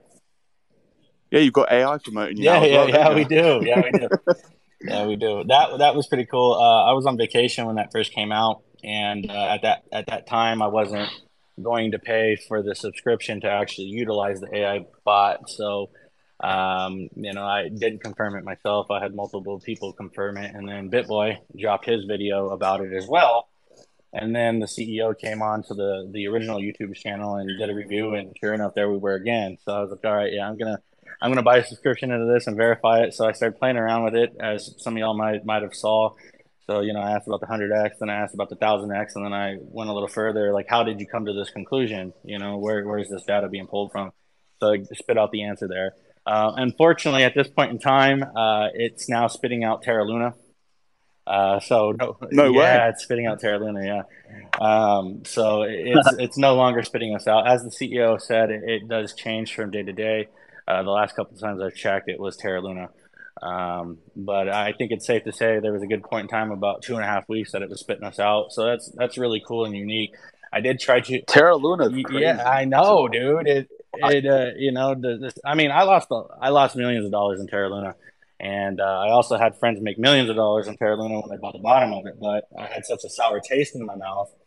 I wasn't investing back into it, and it's something that I actually do regret, because I could have caught it at the very bottom. But it's spitting it out as the next 100 and 1000x token, so that's pretty cool, I guess. But yeah, it's still SquidGrow for me, though. Yeah. I do have a question as well. So Fire. Obviously we've got a lot of exciting upcoming utilities in the near future. Yep. But I wondered, like, bigger visions. What do you see for SquidGrow in the next 5 years? Great question. Obviously what we're trying to do right now is we're trying to build an ecosystem around our token. So every utility that we roll out is going to be incorporated and giving back to the token in some way, shape, or form. Now, without giving too much away of the big picture, I'm aiming to build a large, sustainable ecosystem that is going to support our token in the long term. And, how we're deciding to do that currently is when we roll out these revenue generating utilities, percentage of those, that the revenue generated goes back into our chart. But to just kind of the gist of it, without getting into the utilities that we are developing, just a large, ecosystem that essentially SquidGrow token is the center of the universe. That's a good answer, isn't it? Center of the universe. I like that. So yeah, I did have another thing for you guys as well. So it's outside of SquidGrow. So obviously there's a lot of people speculating on the bull market and the Bitcoin halving and all of these things. And obviously you guys have been in the game for a long time, and I wondered what your thoughts were on it as well. Dub, do you want to take this first, and then I'll jump in after? Say that again, please. Go ahead. Repeat, please. Yeah, sure. So obviously there's like a lot of speculation around the Bitcoin halving and the next bull run and when it's going to be. And obviously I know you guys don't know 100%, nobody does. But I wondered what your thoughts were based on your experience in the market as to where we're heading in the next 12 months within Bitcoin as well. I think, like, very simply, sideways and up. Like, I think personally that the bottom is in at 16K or whatever it was, 15.9. 14. And that from here, generally over the course of the next 12 months, 2 years, it will be sideways and up. And we kind of capped out recently at like 31.4 and got rejected a few times over, and we're going down now. And potentially we'll go down as low as if we lose this level, it'll be 28,200 next. And then if we lose that, we could go down even as low as, 25K. But looking like at the higher time frame Bitcoin chart, like the macro, as long as we are above 24,800, we're still making another higher low, so it's still a bullish structure. So yeah, basically, like, as long as it's doing that, like, I think sideways and up. Yeah, and Sideways and I up. think after the halving, which happens every 210 blocks in Bitcoin, generally the months following the halving, if if the chart is being predictable as it has in the year prior, that will start to segue into the actual bull. It's never immediately after the halving; it's always thereafter. So you can't really narrow that down. But what we can say with certainty is every 210 blocks on the Bitcoin network, the halving occurs, and it's generally some point after that we see the market start going up. And we can also, at the moment, there is Litecoin halving happening in 2 days' time, and there's very possibly going to be a bit of a market dump related to that as well, because Litecoin had a big pump recently, as it always does pre-halving, and then post-halving it always generally dumps pretty hard, and as a result of that, I mean, timing with Bitcoin and stuff at the moment as well, I mean, the ball is in the bear's court, so like very likely, we do see another little leg down, but like I said, like as long as we're above that 24,800, like the macro is bullish, and yeah, like essentially the bottom's in. We're not in a bull market, but we're not in a bear market anymore either. Like we're definitely at the start of what is going up. So What's a new cycle? you're telling me 12,000 Bitcoins off the table then? Off the table, unless there's another Black like Swan, Dokon, and yeah, like unless that happens, which like really it would have to be a pretty massive one as well, like World War III or something. Like, yeah, I think that generally, yeah, I mean, you can see if you look at Bitcoin on the daily chart, it's making big higher highs and higher lows, and yeah, I think that's the start. If you look at like the whole, those charts that show you like where we're at in a cycle, and there's like the greed part that's like the top of the bull run, and then like, the depression at the bottom. Like we're at that bit where like, it's kind of after the depression, and like, this is the time to accumulate really. Like, yeah. Yeah, cool. Thanks, guys. It's interesting to hear your take on it as well. Appreciate your. I'd like to hear what Slum thinks too. On that note, I haven't heard Slum give his opinion as far as like the longer term macro outlook like that. So I think personally, I just don't like to take chances. 12K Bitcoin, 12K Bitcoin. That's not happening. But like in my honest opinion, I feel like we've seen the worst of this bear market. Given fall of last year, seeing Bitcoin at 15, ETH under 1,000, that was kind of, in my opinion, rock bottom of this bear market. I personally believe that I don't want to take any chances with 2024. Obviously, everything's cyclical, and every 4 years we have the Bitcoin halving, and the bull run typically comes starting like about 6 to 8 months after the halving. And so the halving's April 2024, right? So it's like, can we accumulate up until the halving? Sure. Like January, February, March, April. Yeah. But do you really want to take that chance going into 2024 without having all of your bags packed? I don't think so. At least not for me.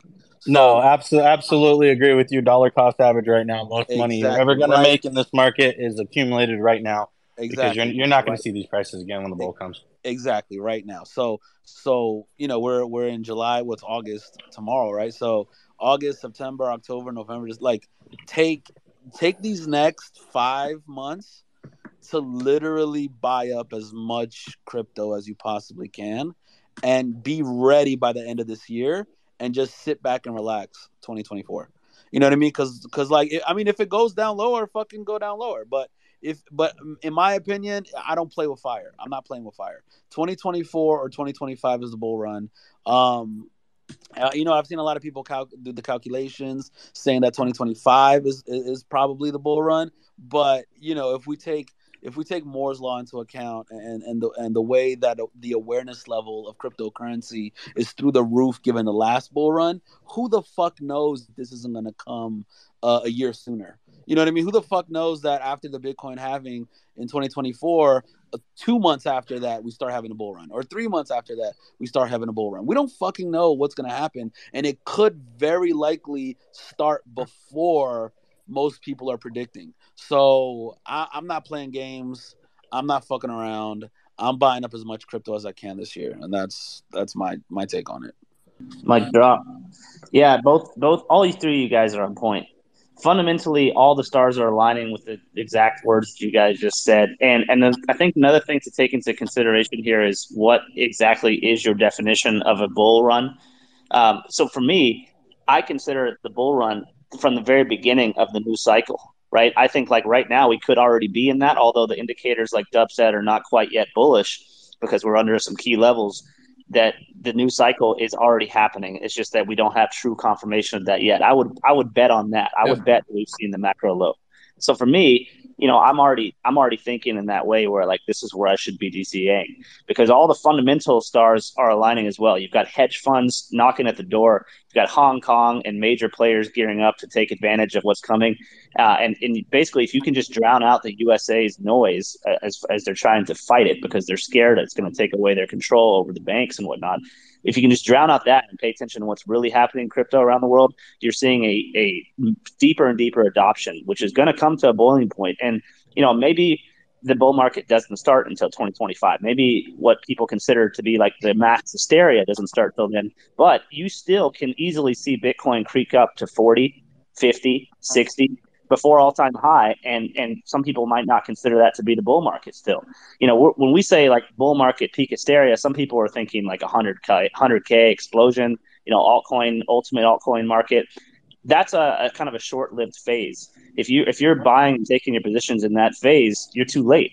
The time to take it is now before all that stuff starts, because when stuff comes up to 40K plus with Bitcoin, you're going to see DeFi projects like the one we're in right now here with SquidGrow already really, really taking advantage of that and doing their moves. So you'll be late on those DeFi projects as well if you wait that long. Now, as these guys said, is the point to DCA and go against the grain, because a lot of people are scared. There's not a lot of new money coming in. So to me, that means the writing's on the wall. This is when you should buy. Yeah, man. And if you look at the even like the NASDAQ and the S&P and all that stuff, like those things are like basically those things are in a bull run. Hey, like if you look at the weekly charts and stuff, it's just like up. They had a bit of a correction, and like the NASDAQ's like so close to its all-time high. It's crazy. Right, and on that note with NASDAQ and the U.S. shores, what do you have in 2024? You have one of the most high-profile elections in the making. Without getting political, each one of the candidates, for the most part, all of them have some type of crypto on their platform. You've got RFK, who's bought it for his family. You've got a lot of the Republican candidates saying that they're pro-Bitcoin. You've got the mayor of Miami who's got his hat in the ring that has his own token and gets paid in Bitcoin. Across the board, you're seeing crypto setting itself up to be a major talking point in the U.S. elections. And that, I think, is going to have a major effect on the market as well when it becomes in the mainstream and in a lot of people's eyes, in particular the casuals and new investors that were waiting to come in. They're going to see it as a main ticket item in that election, which is not just a U.S. thing. Everybody in the world watches the U.S. elections when they happen. So that's a big deal if crypto is being talked about on those stages and on the debate stages. Yeah. Plus, we've got DXY like pulling back at the moment. Not that it's really having that much of an effect on Bitcoin, like in the short term, but the macro like definitely does. Bitcoin dominance like recently broke out of like a multi-year like range as well, and will likely continue trending up a lot higher. So I mean, that mean like basically what that means is like Bitcoin will be the one that is kind of leading the charge in this race at the moment, and that doesn't mean that altcoins won't be going up as well. But generally, for the moment, like altcoins are consolidating, and it will be when Bitcoin dominance like really hits a resistance and pulls back that the real alt season will start.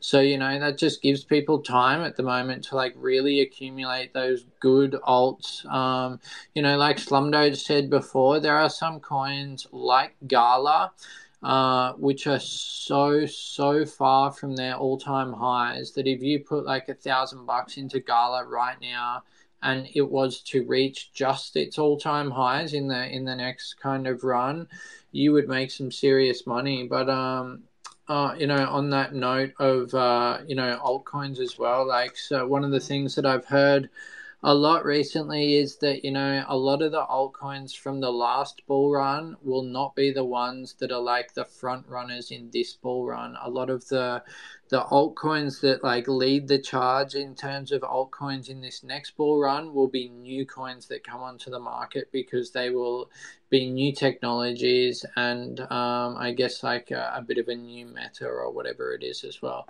That doesn't mean that some of the old ones like potentially Gala, like XRP, like, and some of the older like Dino ones like Litecoin and stuff as well. But yeah, apparently there will be new ones coming on. So if you can kind of like work out what those ones are when they are kind of coming onto the market, like, yeah, there is potential for lots of money to be made pretty much from now. I've been talking to people in the real world who like have no kind of knowledge of crypto at all, and like basically what I've said to them is, if you want to make money, like the safest and the simplest way to do it if you have no knowledge of crypto is to just buy like Bitcoin or Ethereum and hold it until the top of the bull run, whether it's like 2025 or whatever it is, and cash out. You'll get like a number of X's, and then that's kind of for people that are not involved in crypto anyway. But there's obviously a lot more money if you can trade each level, like trade it up to the level and then short it down and then trade it up, like. But yeah, for those casuals, people out there, like, mum and dads and like my parents, if they were to, wanted to throw like a bulk amount of money at crypto, I would tell them to buy like Bitcoin, Ethereum, and kind of, yeah, and SquidGrow. But they already have SquidGrow.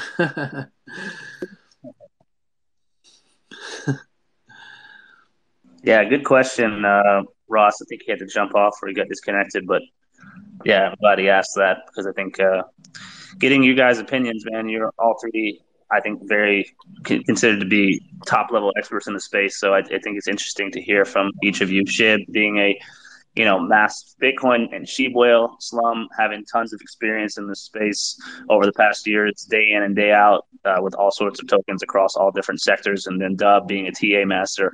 Kind of you're hearing three different kind of walks of crypto type coming together with a very similar answer there.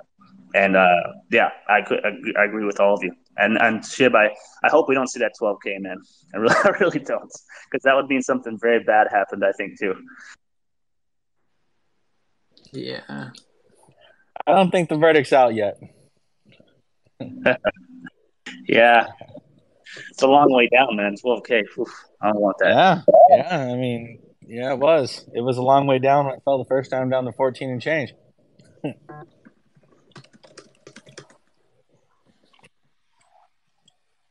It's pretty crazy how we all have similar answers, though. We all come from like different times in crypto.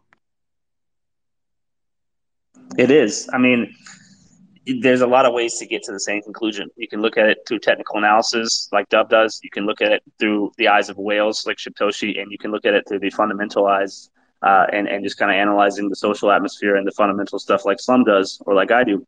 And you kind of all get to the same answer. And you don't have to look farther than Bitcoin's cycle. It is programmed in a number of ways to do just this.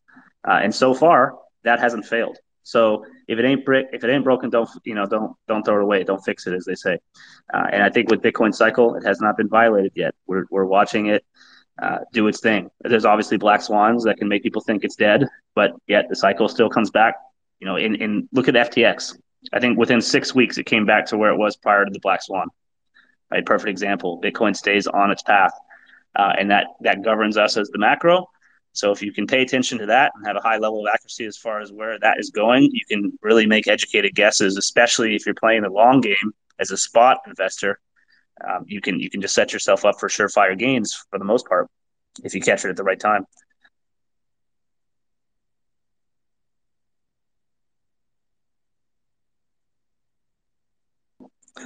Dub, you there? I saw you just jumped off and back on.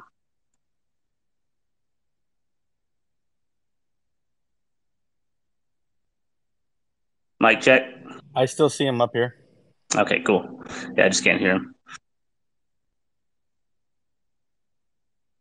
All right, guys. Anybody else wants to come up and ask some questions, feel free. Thanks again to Ross. I love watching the new YouTube content creators pop up, and it's not an easy thing.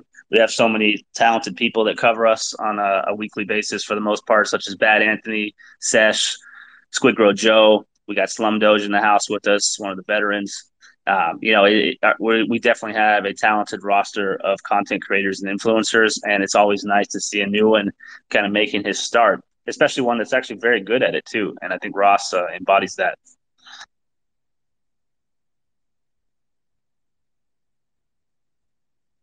So just to recap for those that just tuned in, so at the beginning of this call, nearly 2 hours ago now, so thanks if you've been listening to us this whole time. It's been a longer one than usual, but just to recap, we've had 4 centralized exchanges confirmed by Shibtoshi that they're signed.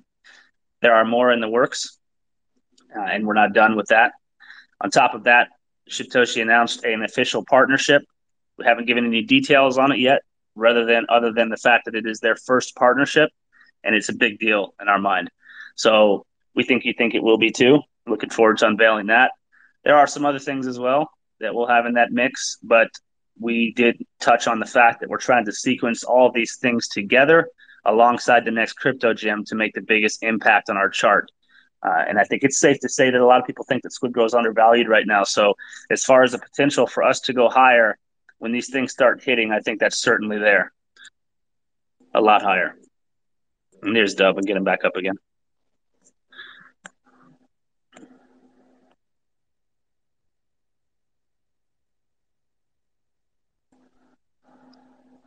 Hey, Dub, you there?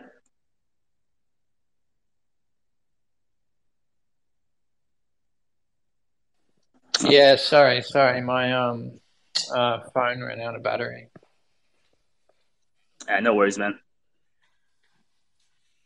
How the heck is your big ass phone running out of battery? You gotta charge that son of a gun. I know. I forgot to charge it overnight. Oh my gosh. Yeah. But yeah, keep going, Dan. I was listening. Oh, that's it, man. Just kind of recapping what we got so far. We've had some killer questions from the audience. We talked on the NFT stuff a little bit. I mean, there's a lot of exciting things in SquidGrow's future. We could talk about this all night, but at this point, we just got to show you guys, and I can't wait to do that. For sure.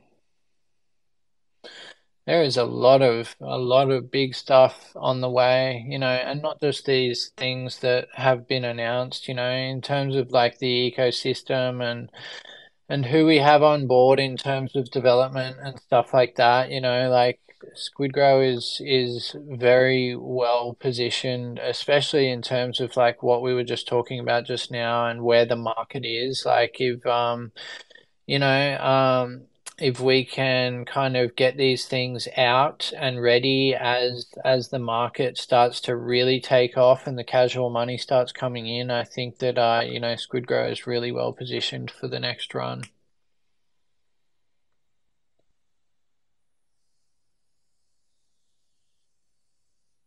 You can't argue with that, can you? If anyone wants to try, come on up. Yeah. If anybody has any doubts, questions, reservations, comments, concerns, fears, anything, now's your chance, guys. Come talk to Shib and Dub, the co-founders of the project.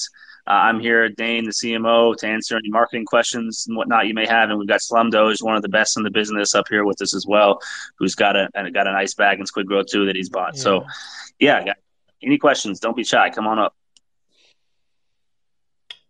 And I mean, it goes for SquidGrow as well. It's the same as a lot of these altcoins like Gala and like even Bitcoin and stuff like that. If you look at like SquidGrow on the daily or the weekly chart or whatever, like it's at its floor right now. It's like where it is consolidating. So like really there is no better place to accumulate it, really. You can sit back and stake, accumulate at these prices, and then in 12 months, 2 years, 4 years, whatever it is, yeah, you just sit back and watch it grow pretty much.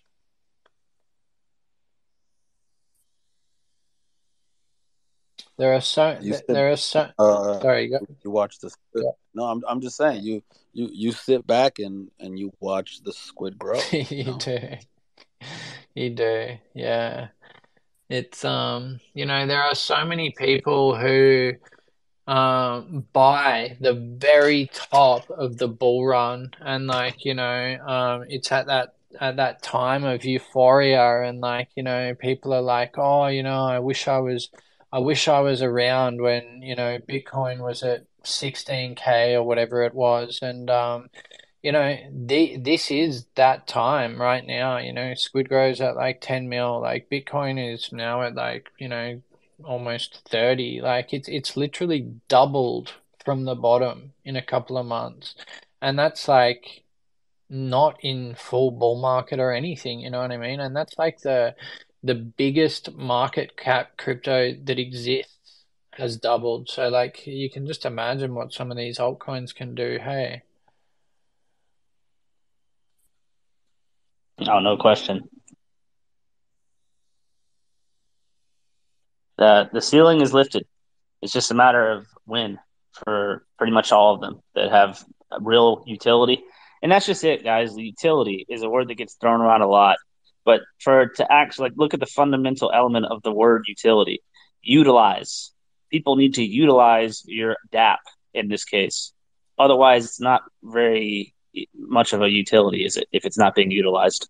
So that's why we're excited about ours. We think that with our NFT marketplace and ecosystem through Incubate, we can penetrate into that gap that OpenSea left for all the controversy they've had lately through the dip in the NFTs. We think we can create something very strong to capitalize on the return of NFTs when they come back. We also have recognized and found a void in the centralized exchange world. They've all gone KYC lately for the most part, except for a few. Mm-hmm. So it's alienated a lot of people inside of countries like the US that can no longer trade without having to use a VPN or some type of third-party identification system. And a lot of people don't want to do that. So they've gone down into decentralized exchange level. And we think we can take that up a notch as far as the quality that we can bring to the table through SGX. And then we've also got this mysterious utility Shibtoshi just dropped about an hour ago that is a big game changer, and I'm still wrapping my head around it. It's so bullish. I think that you guys are going to be extremely excited about that. Each of these can be utilized by a lot of people, and if we can just capture a small market share, a small market percentage of these different sects from within the space, it can be absolutely monumental for SquidGrow as far as what it can do to the chart and what it can do for you as an investor. And that's what we're about. When we're saying utility meme coin, we literally mean that we are coming for these different utilities so that people actually use them. It's not just an add-on, because that's been the biggest fault of meme coins, in my opinion, is that they've come out as a meme coin and then they've said, hey, guys, this is going to be our utility. But we all know that for the most part, that was just Twinkies getting dangled in front of investors' faces. And what they did was they eroded their trust. So we're bringing that trust back into the DeFi space through the utilities, actually creating value for people in the Web3 industry. We want our utilities to be explored by investors across the board, not just meme token people, not just DeFi people. I think that can separate SquidGrow from a lot of others and get it viewed in an entirely different light. So anytime that Shibtoshi is bringing a utility to you guys, understand that before it comes out, there has been a lot of thought that goes into it to ensure that it's used by people in the space and not just a tack on to try to get some chart action for some temporary price boost. But we take our utility stuff that we're developing very seriously, and we vetted a lot of developers to get to the team that we have now that are working for us full time.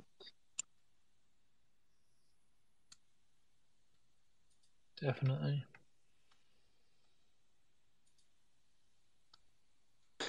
I saw Element was trying to come up here and speak a minute ago, but I couldn't accept it for Yeah, some. it looks like he dropped off from the request. I was looking at that also. Yeah, Element, if you want to try again, I'll give it a third shot. Maybe a third time's the charm. And anybody else, man, you guys are free. The stage is yours. Bad Anthony, Brian, William, Ezra. I see a lot of OGs out there, a lot of new faces too, perhaps some slums following. We welcome all you guys to SquidGrow. Any questions you may have, don't be shy.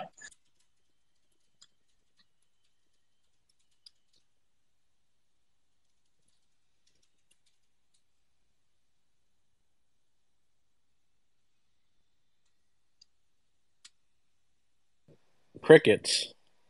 Crickets. I think that means you did a good job. I mean, it was 2 hours where you didn't stop. So that's the first time we've had crickets in that whole time. It's pretty good. So we got a new month tomorrow, eh, Dub? New monthly candle on the way. And well, I mean, at the moment things are looking a little bit bearish, like especially on Ethereum, I must say. But yeah. Can you hear me actually? I just heard a beep.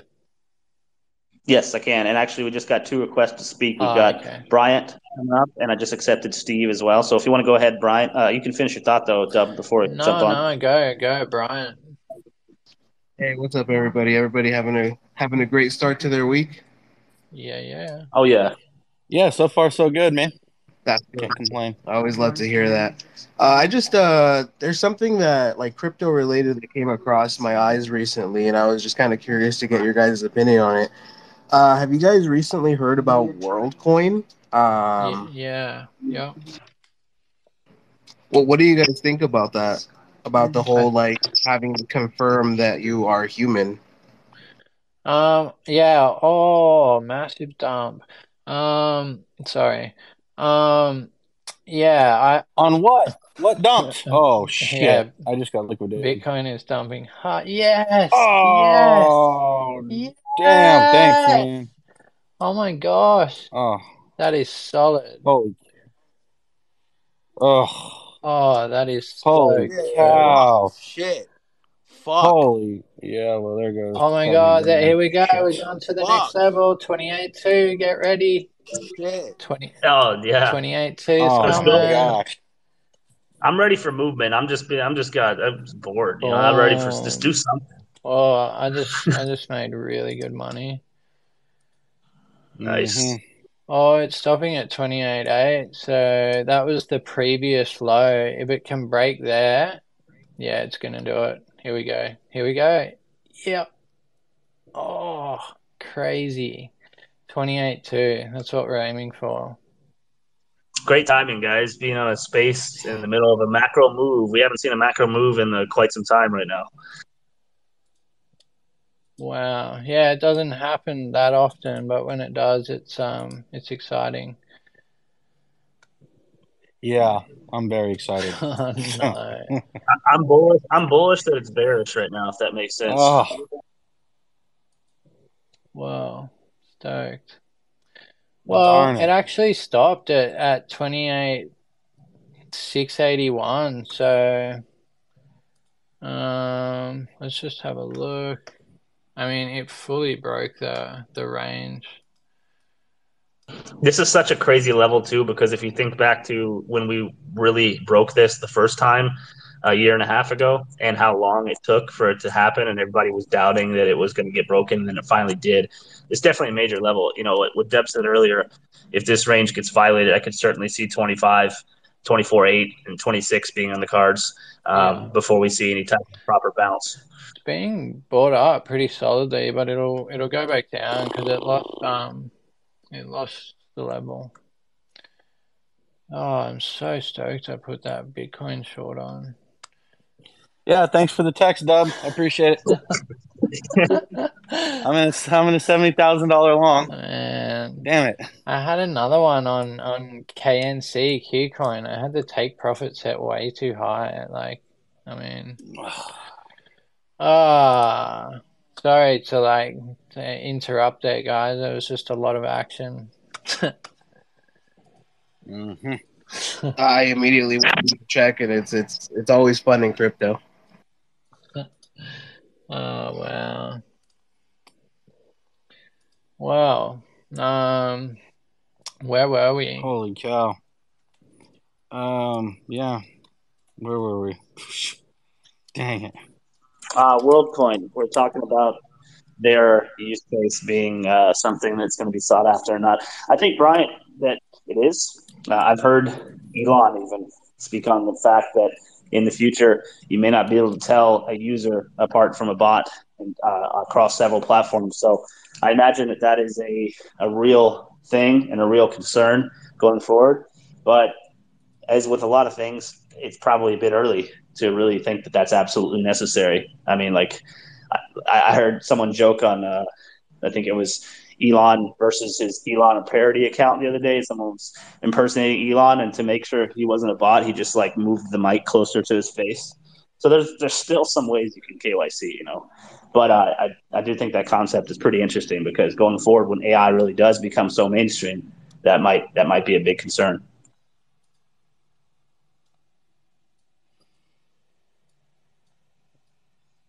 Yeah, I find it really interesting, a very interesting concept because, like you said, like at a certain point, you really can't tell the difference between people and bots or AIs. They start to mimic us so closely. So at a certain point, it's going to be like, am I even talking to a real person? Yeah, before when you were talking about the WorldCoin thing, Brian, all I have seen about them is that they're doing really good marketing and they're doing this stuff in shopping malls where they're scanning people's eyes and stuff like that. I don't know too much more about it, but if you can like enlighten us. I've heard little tidbits here and there. You could basically like set up an appointment like you would go to a doctor, and you do like a retinal scan, and basically you get put into their server essentially. And I think right now what I heard is you get like $50 worth of WorldCoin, Yeah. and you just go from there. I think it's like sitting around $2 last I saw. Yeah. It's recently gone onto a lot of the exchanges and stuff. Yeah. Yeah. They're definitely getting the word out, that's for sure. My main thing is that I find it really interesting the humanism part. Like you really kind of start to see the like fiction movies coming to reality of like robots versus human. It's kind of happening right before our eyes. If you ask. Yeah.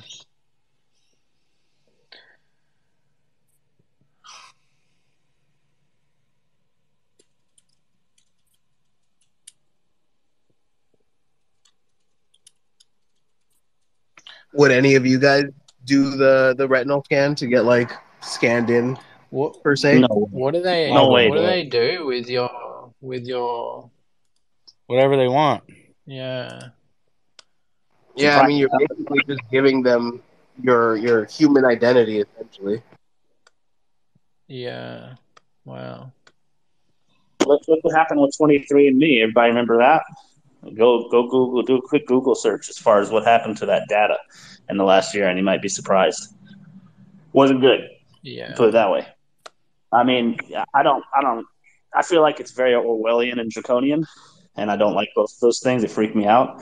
But obviously, at the same time, I recognize that that's the future that we seem to be headed in, and fighting it might be futile. But I'm certainly not going to volunteer for a microchip in my wrist or a scan of my eyes so that these big government things can use me.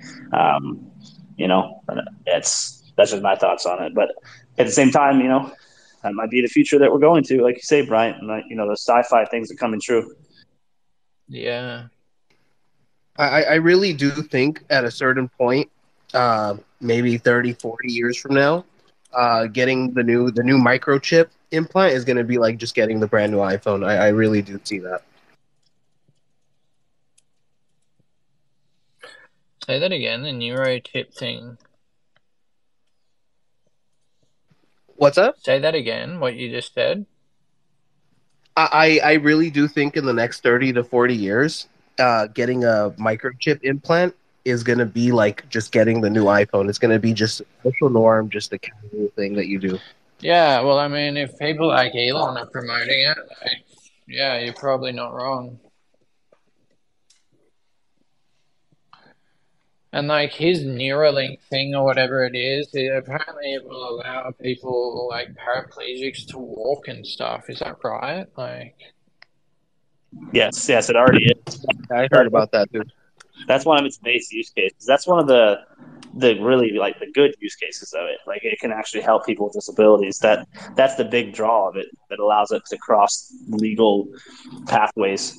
If you told people that from the beginning you were just going to advertise in their mind and install Google into their brain, they might not go for it. But because it's actually doing some good to start out, it'll probably get some wider usage.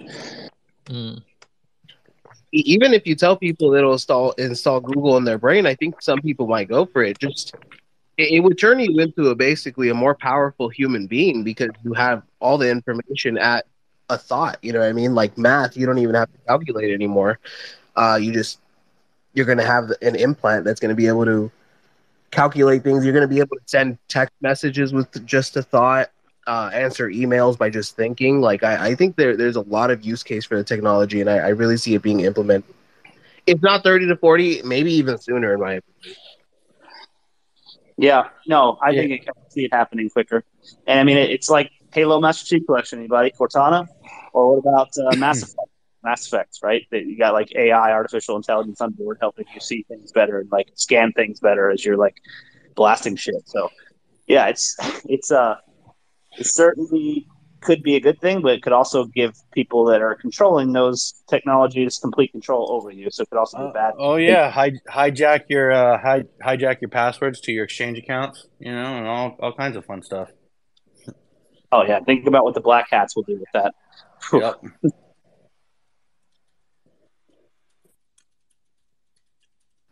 Yeah, it definitely is scary. It's scary, but like people could also do that with our phones. Like I know if I lose my phone, I'm flipping a titty, bro. I'm like freaking out. Like where is it? Or like if something like an account of mine gets hacked or something, I feel like it's going to be the same thing.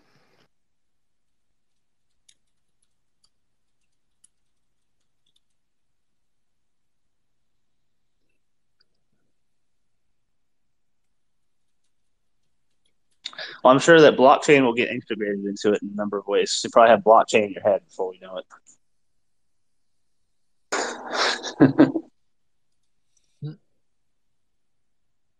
Hey, we got Next Toshi up here. What's up, Next Toshi? Hello? Yo. Hey, Shiptoshi, how are you? How's it going, brother? Hey, good. Dane, are you okay? Doing very well, man. Yeah, I sent you a message on the Telegram, but I'm just gonna ask the question right now because I've been away for like a couple months. So, what I wanted to ask was about the TV series. Can you guys elaborate a little bit on that? Yeah, sure. So essentially, we're one of the main sponsors in the next Crypto Gym TV series. I'm told, don't hold me to this, but I'm told I should have some teasers here relatively soon. The director told me that. But we're one of the main sponsors, so our logos are going to be our main logo is going to be behind the judges. So anytime that they're on TV, our logo's on TV. We're also going to have our QR code with logo on the screen, so anybody watching can scan that QR code. It'll take them to our website. And also, we're going to be running 30-second promotional videos in 30-second windows on the show. So there's 7 shows in this first season. So we're going to have all 7 of those slots. So for commercial purposes, however they decide to structure it, I'm not entirely sure. We will have 30-second clips running on every show. Okay, interesting. That's very, very bullish. I have another question. Like last year, you guys had like some pictures on the Telegram about some energy drink. Are we like I don't know if you like. I don't want to like ask you what you're doing and stuff, but was that like in consideration? Maybe we might get an energy drink in the future. Would you buy a SquidGrow energy drink? I would. I love energy drinks. I like Monster drink. I buy it every day, 2 of them. Okay, so you would buy a SquidGrow energy drink Yeah, I would. if it tasted good. Yeah, if it tasted good, yeah, I would buy it. Yeah. More caffeine or more sugar? Less caffeine, less sugar. Okay, all right.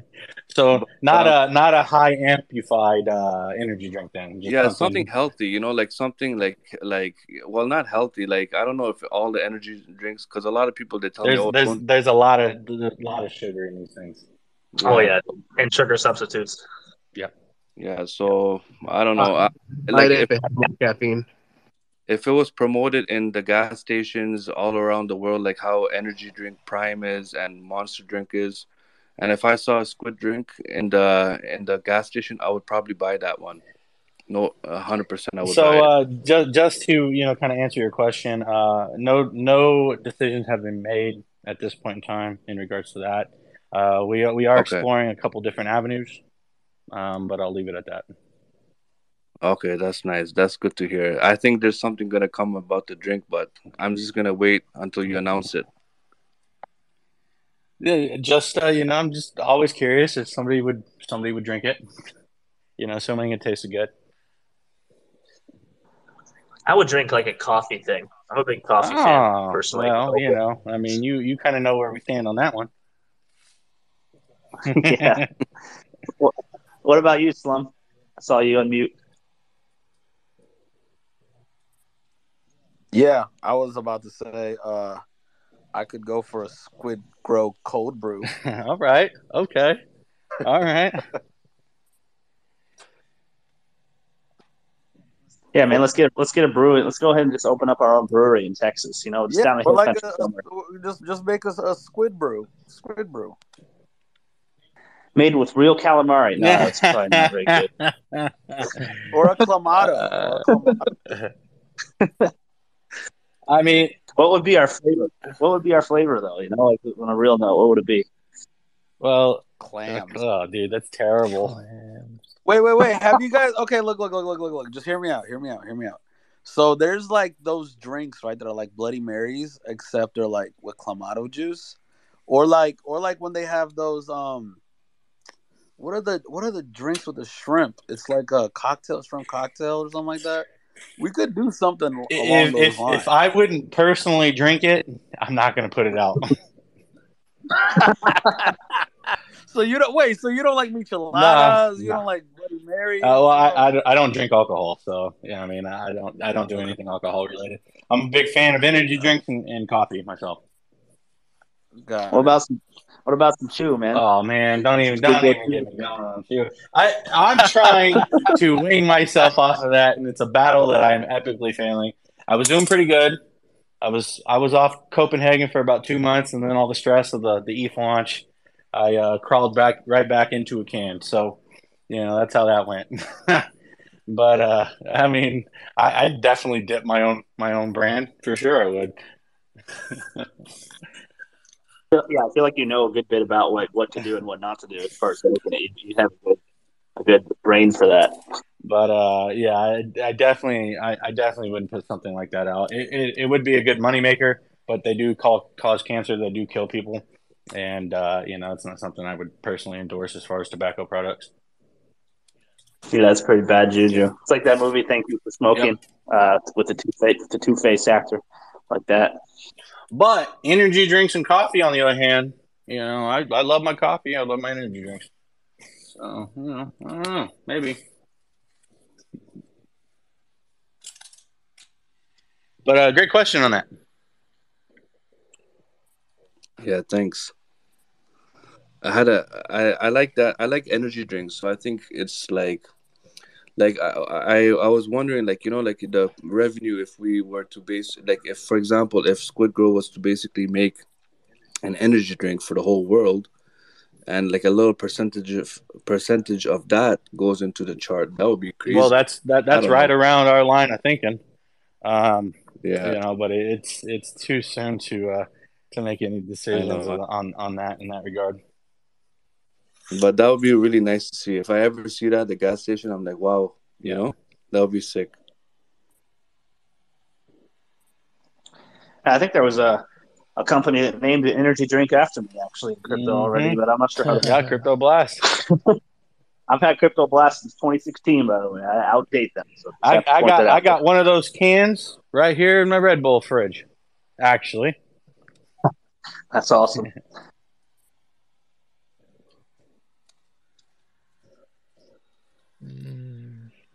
Yeah, getting a real world product for a company that's digital is certainly an interesting thing to explore. It hasn't been pulled off many times from our sector, but it's certainly possible. I'm actually opening the can right now. Glass. What flavor is this thing? Let me see. Powerful energy. I just made some bacon. That's what I did. I didn't feel like cooking, so I just put like 6 strips of bacon in the microwave. I'm waiting on some chicken breast myself right now.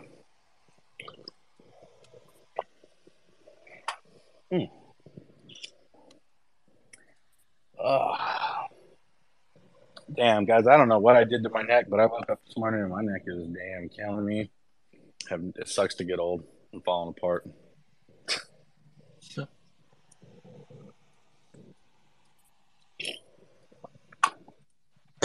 Hey, we got shout out to Element. We got him up here finally. Took us about 6 tries, but we got you. What's up, man?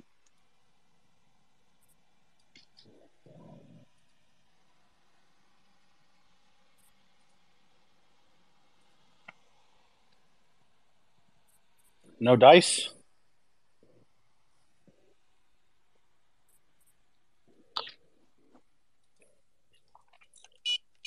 He might be getting a workout in right now. Funny. Hey, what's going on, buddy? What's up, everybody? What's up, guys? How's it going? Awesome hangout, man. It's amazing. I had a question, a pretty random question, I guess. But a while back, the reason I'm asking is because I just heard that maybe a couple of days ago. I think Dane brought it up or somebody brought it up. But a while back, I heard about something in the something about a 200,000 code or a 2,000 something code. Oh, and 246 currently. Yeah, that one. That one, yeah. What? That's all. That's all I know. I know it's a big deal, but is there anything that we can add to that, or elaborate, or talk about, or what do we? Cause that's all I know about that. Yeah, that's all that's publicly been disclosed on that one. That, as you know, that utility has been being built for some time. Nice. That's good. I'm glad. I got some of that because that sounds wild, right? Like a huge, like a big kept secret from SquidGrow that's just brewing in the background. It's actually incubating, right? That's I would say that. Agreed. You know, now that particular thing is something that would kind of roll out with the proper market cap, proper holder counts, proper settlement in the space. Yeah, I feel that.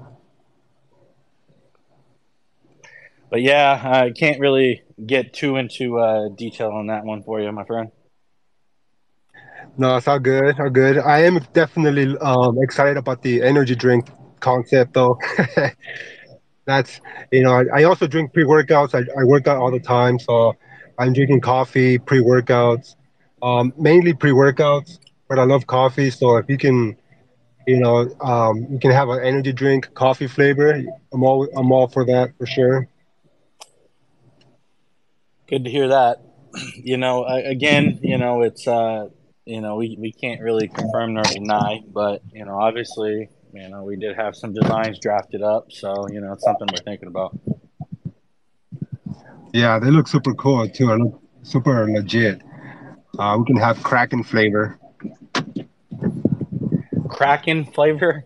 Yeah, that would be our own flavor.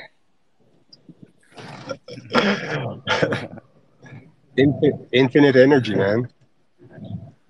I feel like Kraken berry flavor. What was that? Kraken berry flavor? Yeah.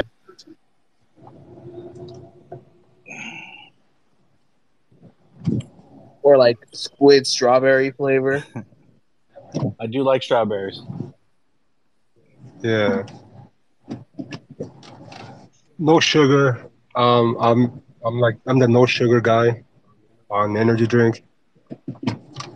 So I like bangs. Bangs are okay. Bangs are good. What was that? What is good? The bang. Oh, bang. Yeah. Bang. Yeah, that tastes pretty good. Somebody told me that Prime is actually pretty tasty too. I haven't had those Yeah, yet. I've not had a prime myself either. Yeah. Neither.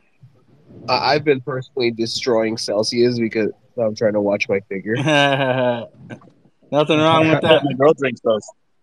Yeah, those are actually good. Yeah. Yeah. I don't know how you guys do it, man. I can't handle energy drinks. I drink like Have any of y'all tried goat fuel? Oh yeah, I have. No. Yeah, I find those very tasty.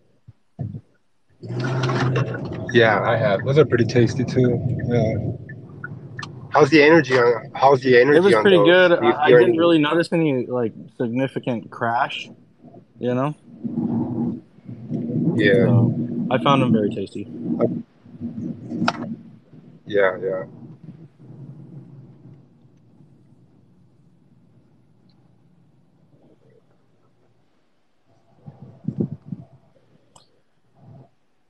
All right, guys, let's not lose traction over here. Come on now. If we come out with energy drinks, there should be 8 flavors for the 8 tentacles.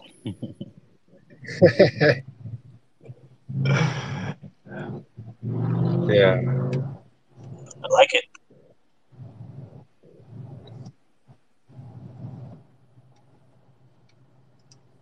Oh wow, yeah, I'm just seeing the Richard Hart stuff that you were talking about earlier there, Slum. I saw Wendy posted it.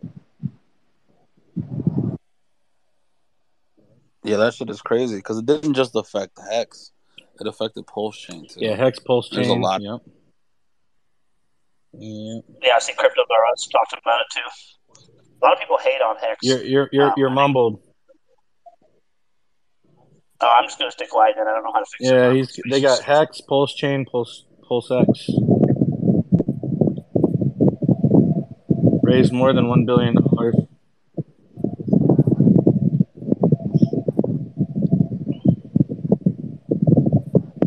Jury trial demanded. Holy cow.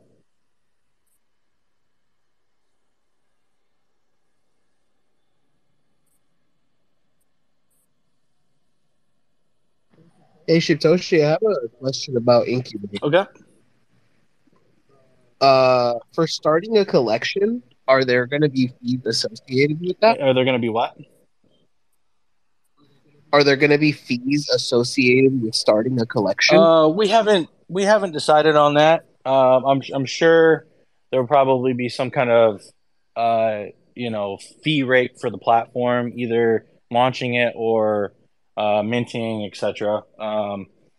We haven't made a decision on that currently.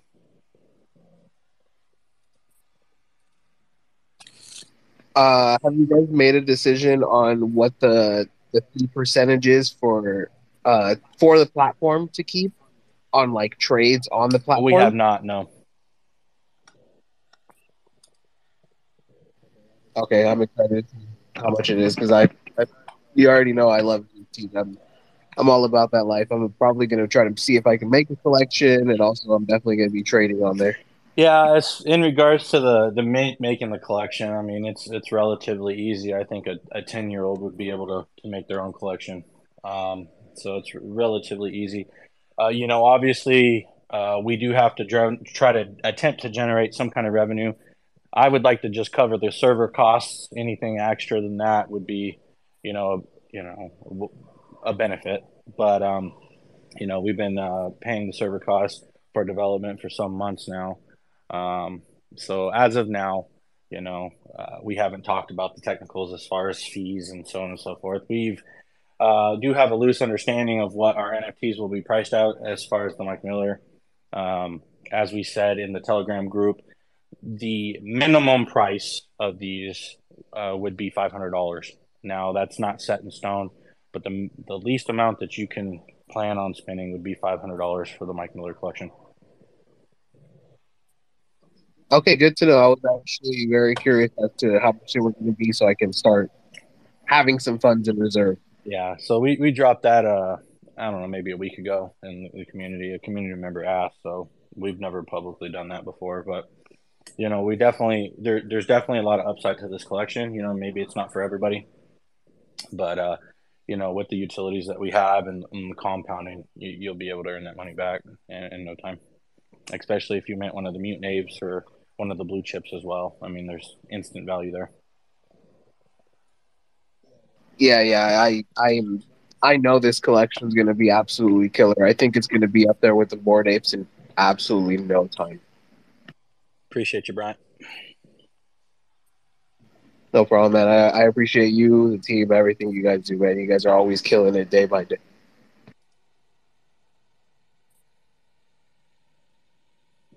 Mic check. Yeah, I can hear you to some extent. Nice. You're still muffled.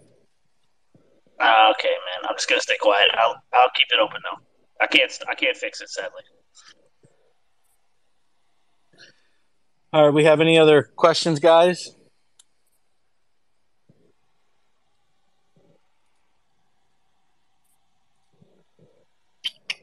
Nothing?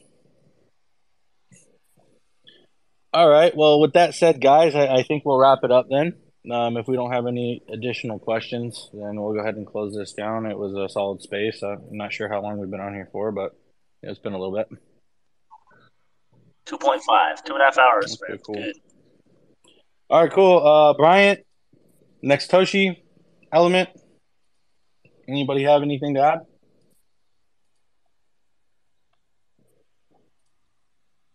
I think we should send off with the "Let's fucking grow." All right, Epic. Well, lead the way. All right, everybody. 3, 2, 1. Let's fucking Let's grow. fucking grow. Let's hit it with the 100 emoji, guys. Come on. Let's light it up with the 100 emojis.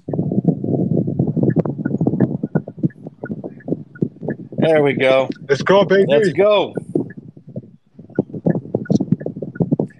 Oh, hang on. I see somebody just requested Steve No Knees. I'll go ahead and bring him up real quick. This is going to be the last speaker we bring up.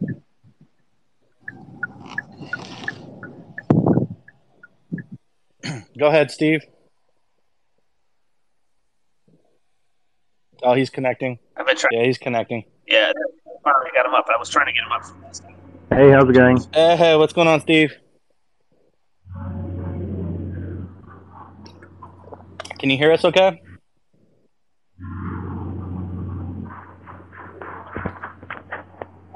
Mic check. Oh, can you hear me? Hardly, my friend. It's super muffled. Hang on. How's that now? Much better. How's it going? It's going, man. How you doing? Yeah, not too bad. Hey, I just wanted to ask you guys when you're going to host your next space, because this one's been awesome. Well, Dane is looking into doing these every day. Ain't that correct, Dane? Oh, yeah. We like to alternate back between TG and spaces, but we're going to try to bring a lot more spaces back. So, yeah, we'll probably have one tomorrow to answer your question. Awesome. Thanks, guys. We try to go different time zones, so it won't always be at this time. Sometimes it may be while you're asleep, but we try to catch the European morning crowd, the late night crowd, try to get them all. So we'll vary up the times. But, yeah, early in the weeks like this, we like to kick something off big. And today was a special one here with Slum and Dub and Shib and everybody. So, yeah, thanks for coming out, guys. And, Steve, we appreciate it, man. Hopefully we'll catch you on the next one. Yeah, Steve, while you're up, you have anything you want to add, anything you want to discuss at all while we got you up here? Well, mainly my question that I was going to ask before was just how do you guys see the shit that the SEC is whinging about at the moment affecting SquidGrow in the next sort of 12 to 24 months? Well, as it stands currently, I don't think they would deem us a security, so I think we're in the clear in regards to that. Although we don't really have a true direction of what it is they're looking for. They did just put some reports out the other day kind of giving a little more clarity on the matter. But at this point in time, if they decide they want to go after you, there's no notice, there's no direction to follow. So I think all of the crypto, is essentially at the mercy of them currently. So it's something that we're going to just have to follow closely. But we don't have any true guidelines as far as what they are going after as of now. I mean, we aren't registered within country. We're registered in St. Vincent and the Grenadines, so we do have that going for us. Yeah, definitely. They're definitely always pretty blurry on the information that they let out, but hopefully it'll keep pressing forward and we won't get too much bullshit from them. Yeah, agreed. I'm just hoping at some point they can give us some direction, and then we would know. Whether we're operating in those, kind of gray areas or not. But as of now, we're in the dark. Yeah. Oh, well, good luck with that, man. And thanks again for hosting this space. And yeah, look forward to the next one. Appreciate it, brother. Take it easy. Awesome. You too, brother. All right. Well, with that said, let's go ahead and shut it down. I appreciate everybody for coming out, taking their time to listen to us ramble on for the last 2.5 hours. Shout out to William Wallace, Stash, Bad Anthony, Ross, Dr. Oh man, I'm gonna murder your name. My boy, Dr. J. We're gonna leave it at that. We got Ezra on here. Who else do I know? Elon Goat, recognize you, Rung. Let's see. File error. Let's see. We got Jitoshi. We've got Dusty Bag Walter. Recognize you. You got 70 people in here still, man. Yep. That's quite a few. Going down the list. Let's see. Who do I recognize? I actually recognize quite a few. Yeah, it just looks different because you're used to seeing them on TG mostly. Yeah. Well, guys, I appreciate everybody turning out. Bryant, thank you for your time. Slum Doge, thank you. Dub, Dane. Yeah. Steve, thanks for coming up, asking your questions. It's appreciated. Everybody that came up to ask some questions, greatly appreciated. It's not always fun having conversations with yourself, so it's definitely a fresh breeze of relief to conversate with somebody, talking market and talking Bitcoin, talking SquidGrow. Definitely appreciate the time. So thanks to everybody.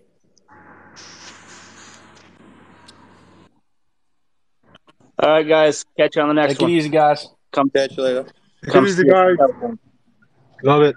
Bye. Hey.